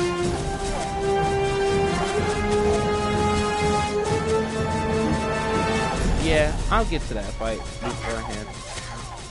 No, I'll get to that fight afterhand. I'll get to that fight after this, because I still want to get the lie of this all out the way. And so I asked my mom for stamps, and then my mom literally fucking not even for stamps. I asked her for an address and stamps, and my mom literally just was like, no, if you want any help, you gotta move in with me all together, and or you gotta pay me some money. Which, by the way, at this current point, I'm broke. I'm even gonna hold you. I tried. I've been trying. I tried. I could go on a whole separate video on how I hate jobs. I've tried. I've been a hard worker. I've tried.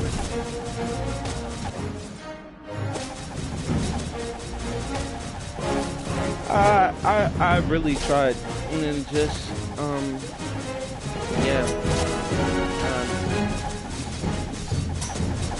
just not helping at all. She just was not helping. So I finally fucking cut her off. I'll post the pictures on YouTube, the screenshots on YouTube, or at least the video or this stream, to let you guys see what the fucking actual messages were.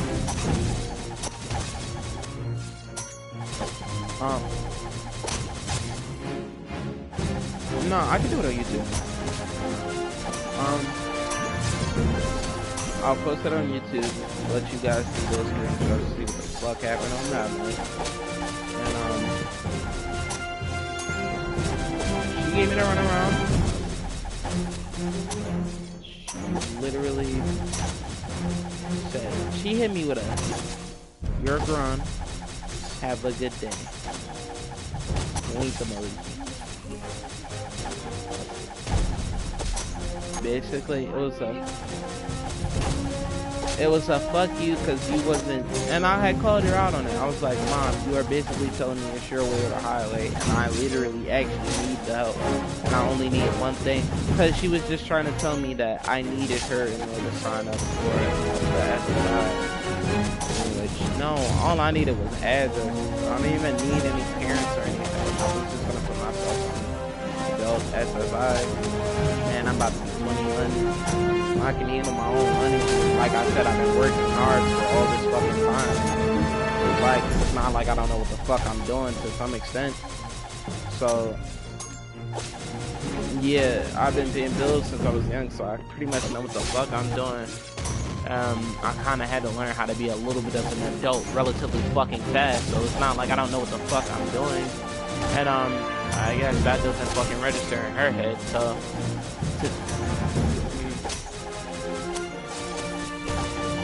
But I'd just be like, alright, fine, since you want to be that way, I'ma block you. Have a nice life, don't ever talk to me again, and just remember this moment when I needed you to do the most and you had your hand out.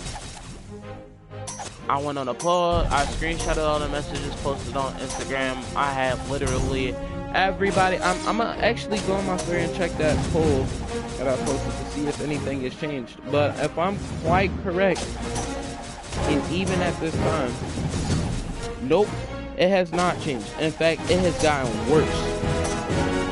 1 yes, 27 no's, and it is 3:43. I posted that a while back, way like early in the morning, that type.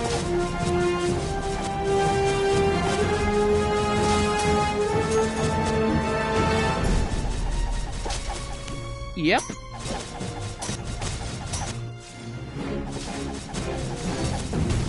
Not even gonna clip it. This whole thing's getting, because this is a VOD.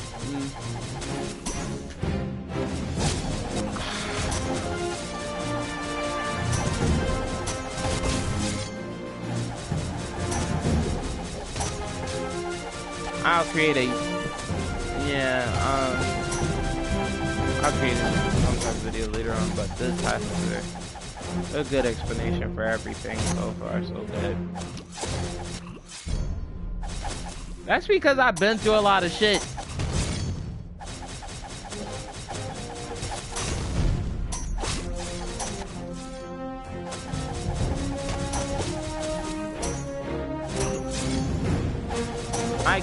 I get it. But let me finish this.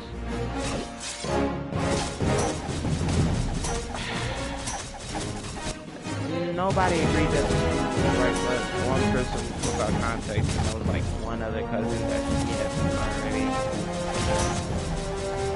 A little bit already too late. I kind of don't even want to try and talk to them. Like, no, I don't want to try and talk to them. It's just kind of hard to in this circumstance because, like, they probably don't even know what all was happening between me and Mom. They probably don't even know what the hell I'm talking about right now. They probably don't know Mom did all this shit.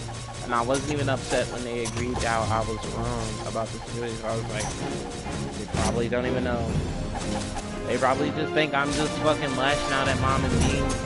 They probably think this is just one argument, one situation that just probably got drawn out. And they probably don't even know how bad it's been for years. But last final situation that I'm willing to talk about tonight before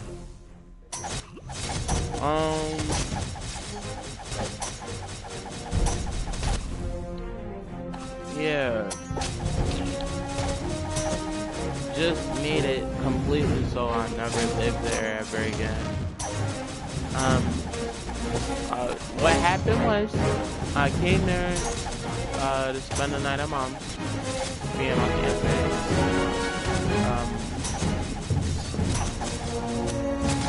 Yeah.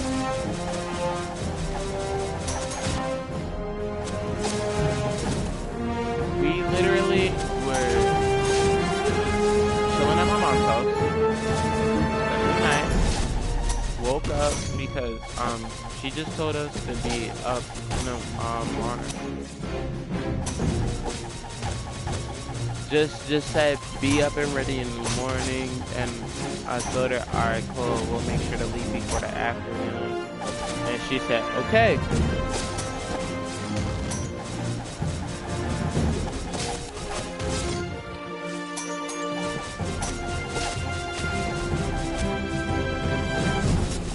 Alright, that's kind of crazy. At that point, we went to sleep, woke up, she told us, get up, get dressed, she in the bathroom, we wait for her to get out the bathroom, she starts rushing us, we go ahead, but we're already taking our showers and getting ready and getting dressed, and she just is rushing us, like, always rushing us. Yeah, she told us at last minute in the shower that she had a driver on the way, and that she was waiting on a ride, and that she had to go to work, and that this guy had to, or this person had to drop her off.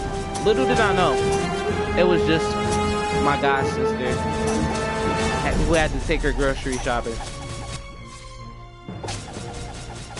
But nonetheless, I'm not going to discount the importance or invalidate her feelings or anything like that. Whatever.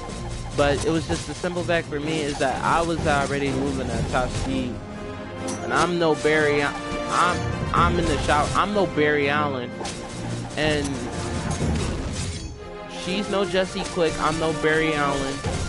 I don't understand what the hell this woman was expecting. Like, she was rushing us, and I'm telling Mom I'm moving at my fastest, and she think we taking our time. She think I'm being smart by saying I'm moving at my fastest. She's starting to argue with me.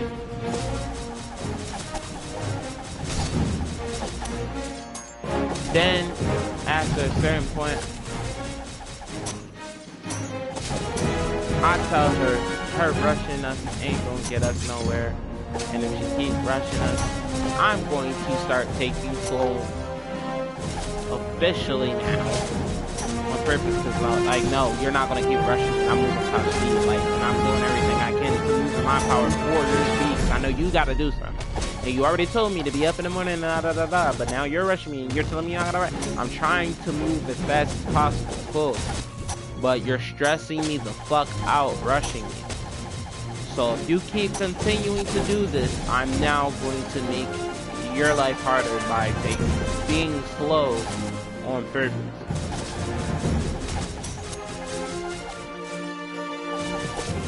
And she was being an asshole. So me and her got into it. And got into an argument.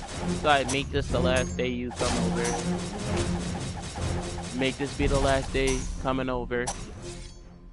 We get into an argument. We up here arguing and fighting, this, that, and the third. And she's like, oh, get the fuck out of my house. Get the fuck out of my house. My shit's not even packed yet, but she wants me to get out of her fucking house so badly. My shit not even finished packed. I finished packing my shit in the whole time. Daddy's not even finished packing her shit. So it's like, she wasn't finished getting dressed, and she was trying to rush us, and I'm like, she's in the middle of getting dressed, and she's actually rushing and fucking up her dressing, rushing and shit like that, because like her getting dressed is just Mom just on bullshit, and I'm like, no, enough, gotta fucking stop, like, you gotta stop, Mom, you gotta fucking stop, like, you gotta chill, gotta chill. She up here arguing with me still. Thank God she's not choosing to argue with Dave about this. Dave's just moving at the fastest she can. And me and her just going back and forth at it. Me and Mom just going at it, like at each other's fucking necks. And the next thing you know, I recorded all of this, by the way. Just for safety and protection reasons, because like I just explained throughout the story before, Mom is the type that will lie and will definitely say and I did something I didn't do. So, no. I had to record this entire thing, and I'm like, why did you do all this, for what? And then she starts pushing me.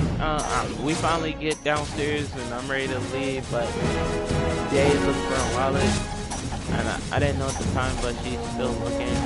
I asked her to look for a wallet, so I tell her I have her wallet, and I have it on me, and it's in my bag, and I had packed it.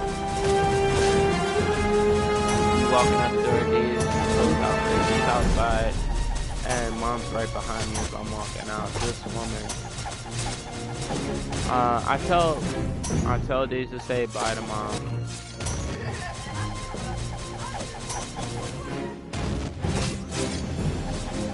And then, literally after all that is said and done, as I'm walking out the door, mom tries to push me out the door, already walking out the door, and I'm at the steps. I'm almost about to fall down the steps, and I'm turned around, my arm is in the door, and I'm like, hey yo, I pushed the door off my arm and pushed the door back in, and me and mom get into it, and I'm like, snapping at mom now, cause like, yo, you almost fucking broke my arm now, you dumb bitch, cause you wanted to fucking draw. And like, and that's not even what I said. That's lighthearted compared to what I actually fucking said.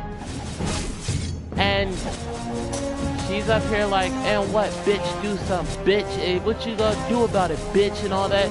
And she's up here fucking like, she definitely did started all this shit with the name calling and shit like that.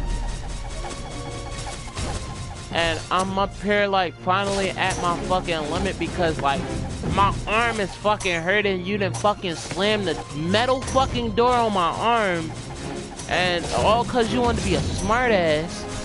And I'm literally already walking the fuck out the door. Yeah, and she wanna push my fucking heavy ass book bag, almost causing me to fall. While I'm walking down the steps, my arm gets caught in the fucking door because she wanna fucking slam the door right afterwards. My arm almost fucking snapped like you know, like a Nestle Crunch bar. I pushed the fucking door open like I'm Mr. X chasing after Leon and Claire.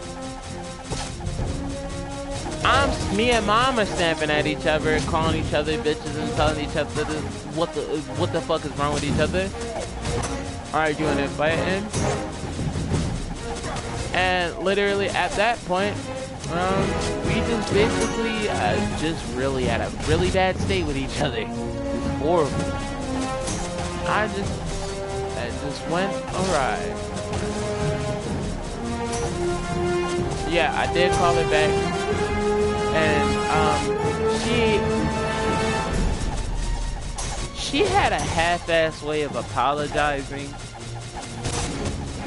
because it ended up coming down to her still blaming me because I didn't get, because she said I was taking my time, and I told her I wasn't, and I told her that you are pushing around a fucking non-morning person and rushing and snapping at and aggravating a non-morning person. You low-key kinda got what you got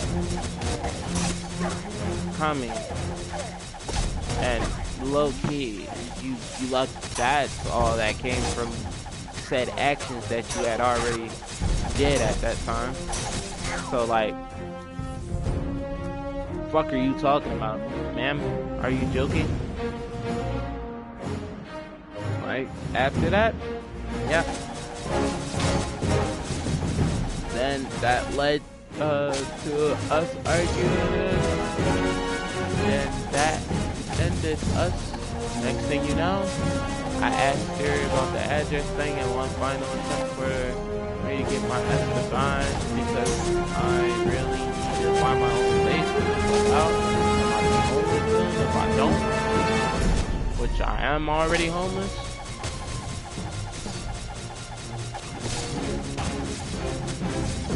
But thanks to everybody who's trying to help in this situation.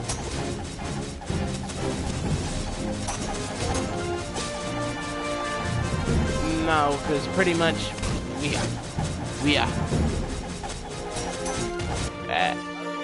Yeah, not gonna lie, there's people that are trying to help, and I appreciate everybody that's helping. My mom is just a fucking asshole, and that is the reason why I'm homeless, because I heard.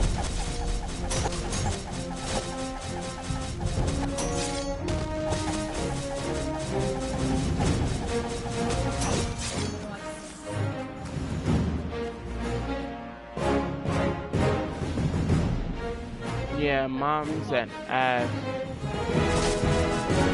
Honestly, thanks, mom. Thanks a lot. But I told her to have a nice life after our final conversation and ended up blocking her. Yep.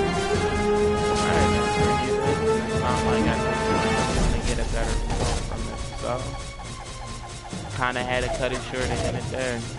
So now I'm kinda doing a GoFundMe and trying to look for a place to stay, resources, and trying to get my benefits up. I really and some friends and people. I don't really have that much people right now because maybe a couple of people are doing their own thing and everybody's grown and they really don't have enough space for me, and I don't. Yeah, and I'm carrying my fiance with me, which it's just a lot within itself. Even without the situations that don't involve my family, it's just a lot within itself. And I'm still going through shit on the side as we speak. Then I've not gotten a real fucking break in a long time, so yeah. That was good. So that is the real reason why I am here talking to you guys. And all of that low-key also plays into the real reason why, well, a lot of it. The real reason why I don't stream as much as I want to. The real reason why I haven't been posting YouTube videos like I want to. The real reason why I don't fucking work like I want to, have normal friendships and relationships like I want to. All of that shit. I was supposed to go to school, was accepted to Shippensburg. Also was accepted to DCT, Wholesale, and a couple other places. But all of this placement, trying to hop from house to house to house to house to house. Literally from what seems like 10 to now 20, going on 21. Because technically, the way I see it is all of this is just technically costing everything itself all over again. And so many shape or form. Just a repeat of everything that just made life a living hell before. Trying to find a place to stay, trying to fucking lay my head down in peace. And all of it low-key being but things with but I'm not gonna blame her. She wasn't going through it. They had a part to play. There was other people in the situation that had a part to play in it. But she was the man, she was the conductor of this train. Not even the address. Fuck the address. If she would have just been a better fucking parent, just would have been a fucking better parent from the get-go.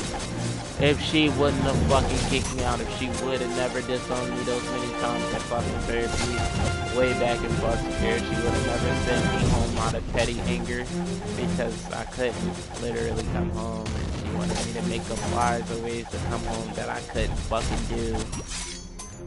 If it wasn't her fucking blaming grandma's death on me. It was that, and if it wasn't that, it was fucking asking me for money and getting mad at me because I didn't have it. And if it wasn't fucking, it just was a lot of shit stacking on, turning my family against me, and more and more, and just shit that I really can.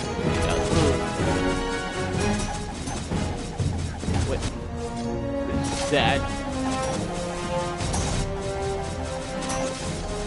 like, the woman got mad at me because I wasn't coming home because of the simple fact that, not even that, she realized that I felt like anywhere was better. She realized that I felt like anywhere was better than her house.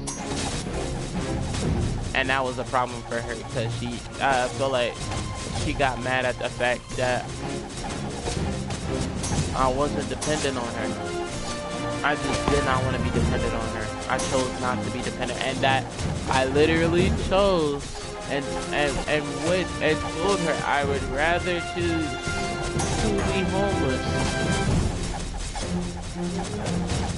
than to fucking just go through and live with her and go through any of the bullshit I went through for the past couple of years ever again with her. Because literally, I've been kicked out 3 times straight trying to attempt to live with this woman after coming home at the age of 18 from foster care. Because of something that literally I could not control. And things that I could not fucking control. So, thank you, Mom. Thank you very much. In fact, this is probably about to be the last time, or probably last stream or anything I fucking call you Mom for, so thank you for that. If you see this YouTube video, it is what it is, bro. I'm not even with you. Same goes for Dad. Now, if y'all see this YouTube stream or anything, it is what it is, bro. It's the truth, and it's the real reason why. But for all who may see this, who have seen this, and probably will see this in the future,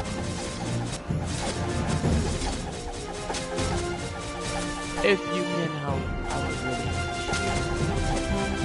If you can shout out, share this, or just send this to probably someone who probably may be feeling down and feel like they alone through a struggle. You're not the only one, bro. Not even in a bad way. More like, just take solace in the fact that, trust me, you think someone's life is bad, just like even with me telling y'all this story, when you think someone's life is bad, there can literally be someone way worse. And so with that being said, that ends tonight's conversation. Now, as far as me streaming or posting videos anytime soon, I will not stop streaming. I will not stop being me. No matter if I am probably on my last breath, I will not stop being the Mega Man 312 or the 03.Benji that one guy. I will not stop uploading videos. I will not stop streaming. Even if it takes me time in between videos, in between months, years, maybe even fucking decades. I will not stop fucking posting for y'all. Because, to be honest, even some of the assholes who come to some of my streams have proven to care about me just a little bit more than my own supposed family. So, fuck it. I appreciate you guys for listening to this. If you have stayed throughout this entire thing and listened to this, I appreciate you guys. If you guys want to hear anything details or want to hear what happened, if y'all missed it, I'm keeping this up. This is the one that, even though there might be some things that might be to keep in here, I'm keeping this whole entire stream. Y'all want to know context, just hear me. Y'all got it. Y'all got my link right here. I'm not giving y'all the full details. I'm gonna suck my nuts on that one. But Yeah, cause y'all clowns ain't gonna dox me later for the one tweet. You know what I'm saying? I'm not getting no doxing. I'm not getting no clowning. Y'all got that. I love y'all. I very much appreciate y'all. Every one of my fucking fans. Anybody who's fucking watched my videos, who reached out to me after fucking looking at my Instagram story, who have reached out to me whenever I've been in times of fucking need, and just whenever I've been mentally stressed or been fucking down on my, like, on my last rope. Just whenever I've been fucking at my worst. I appreciate y'all, all my fans, anybody, all my supporters, or anyone who is in my circle outside looking, and I appreciate y'all wholeheartedly for just watching my shit, honestly. Just even fucking interacting with me, honestly. I don't even give a fuck about if I go big. Like, y'all made my fucking year. My years. Just by fucking interacting with me and actually making me feel like I was somebody. When even the closest of people around me made me feel like I was utterly nothing. So I fucking appreciate y'all wholeheartedly. So I will never fucking stop going hard for y'all. There is no cancel culture for me, baby. I'm here for y'all. Not here for the drama, not here for the bullshit. I'm here for my fans, my viewers, and whoever wants to fucking see me and whatever content I post in the future. Even on my TikTok, my Twitch, and my Instagram. I appreciate y'all and I love y'all so fucking much. And if y'all are going through any struggles, if y'all are going through your own shit, y'all turmoil, reach out, because you're not alone. Just this here just proves you're not the fuck alone. If any of y'all need me, reach out to me, I got you. Need advice, I got you. Been there, fucking done it. Still here going through it. Same shit, different footing every day. I got you. I'm here. I support y'all just as much as y'all have fucking supported me. But on that note, I'ma keep going through the great one. I'ma just keep on fucking progressing and striving for it, because y'all know me. I'ma get big, bro. I'ma get big. And I'm gonna become the greatest content creator probably out of my city in history, probably, hopefully. I'm gonna keep trying, and I ain't never gonna fucking stop and give up until the grind don't fucking stop. You're homeless or not, the fucking grind does not stop. And even though this video was a venting session, or not even just a venting session, just informing y'all what the fuck has been going on, it's really like an underline to tell y'all that this is, even though I've been going through shit that has stopped me from streaming off and on, the grind has not fucking stopped since. I have never stopped for y'all. I'm still posting on TikTok. I still off and on post on fucking Twitch. I'm about to get back into that until I do fucking lose the fuck out and end up having to get me a whole new place or end up homeless. I did some research and I'm trying to sign up for many different programs before I have to leave or end up homeless, and I'm trying to make sure that I get me a place and stuff like that. And I'm talking to people reaching out to different outreach and programs and stuff like that to help me out and shit like that. And for those who are also looking out for me and trying to help me out with this process, I appreciate y'all 1 in a fucking million. Thank you so much. And because y'all, whatever help that y'all help me do, I will not let that shit go to waste. All of it goes into this. Every fucking second, every fucking penny will go into this. I promise y'all. I promise y'all. All of this goes into my streaming, because the grind does not fucking stop here. Otherwise, y'all heard enough from me tonight. Alright, tonight going into today. I had a rough last stream, but I picked it up this next stream and explained things to y'all better. I hope that y'all can understand everything. I'm sorry for those that have kept a lot of shit on the whole from and haven't talked to about this shit. Just a nigga felt like he was alone, but now I'm here. I appreciate y'all. I love y'all. Stay cool, stay awesome, and always fucking stay mega. Y'all know me. I love y'all, my fucking family. And shout out to everybody on my likes and everybody who came by and showed love on the fucking stream. I appreciate y'all. Y'all know. Yeah, I know. My Instagram is 03.bendy, and my snap is b03bendy. No space, no caps. Y'all can go under the description and my page anywhere, and it's all there. So appreciate y'all.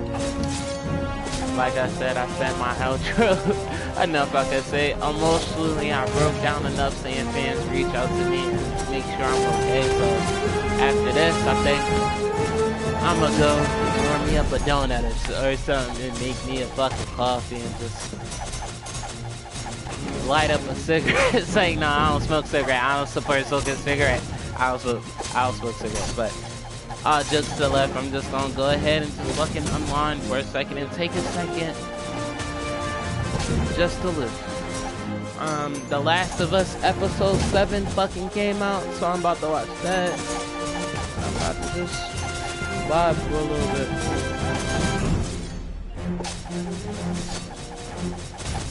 I'm not a reviewer.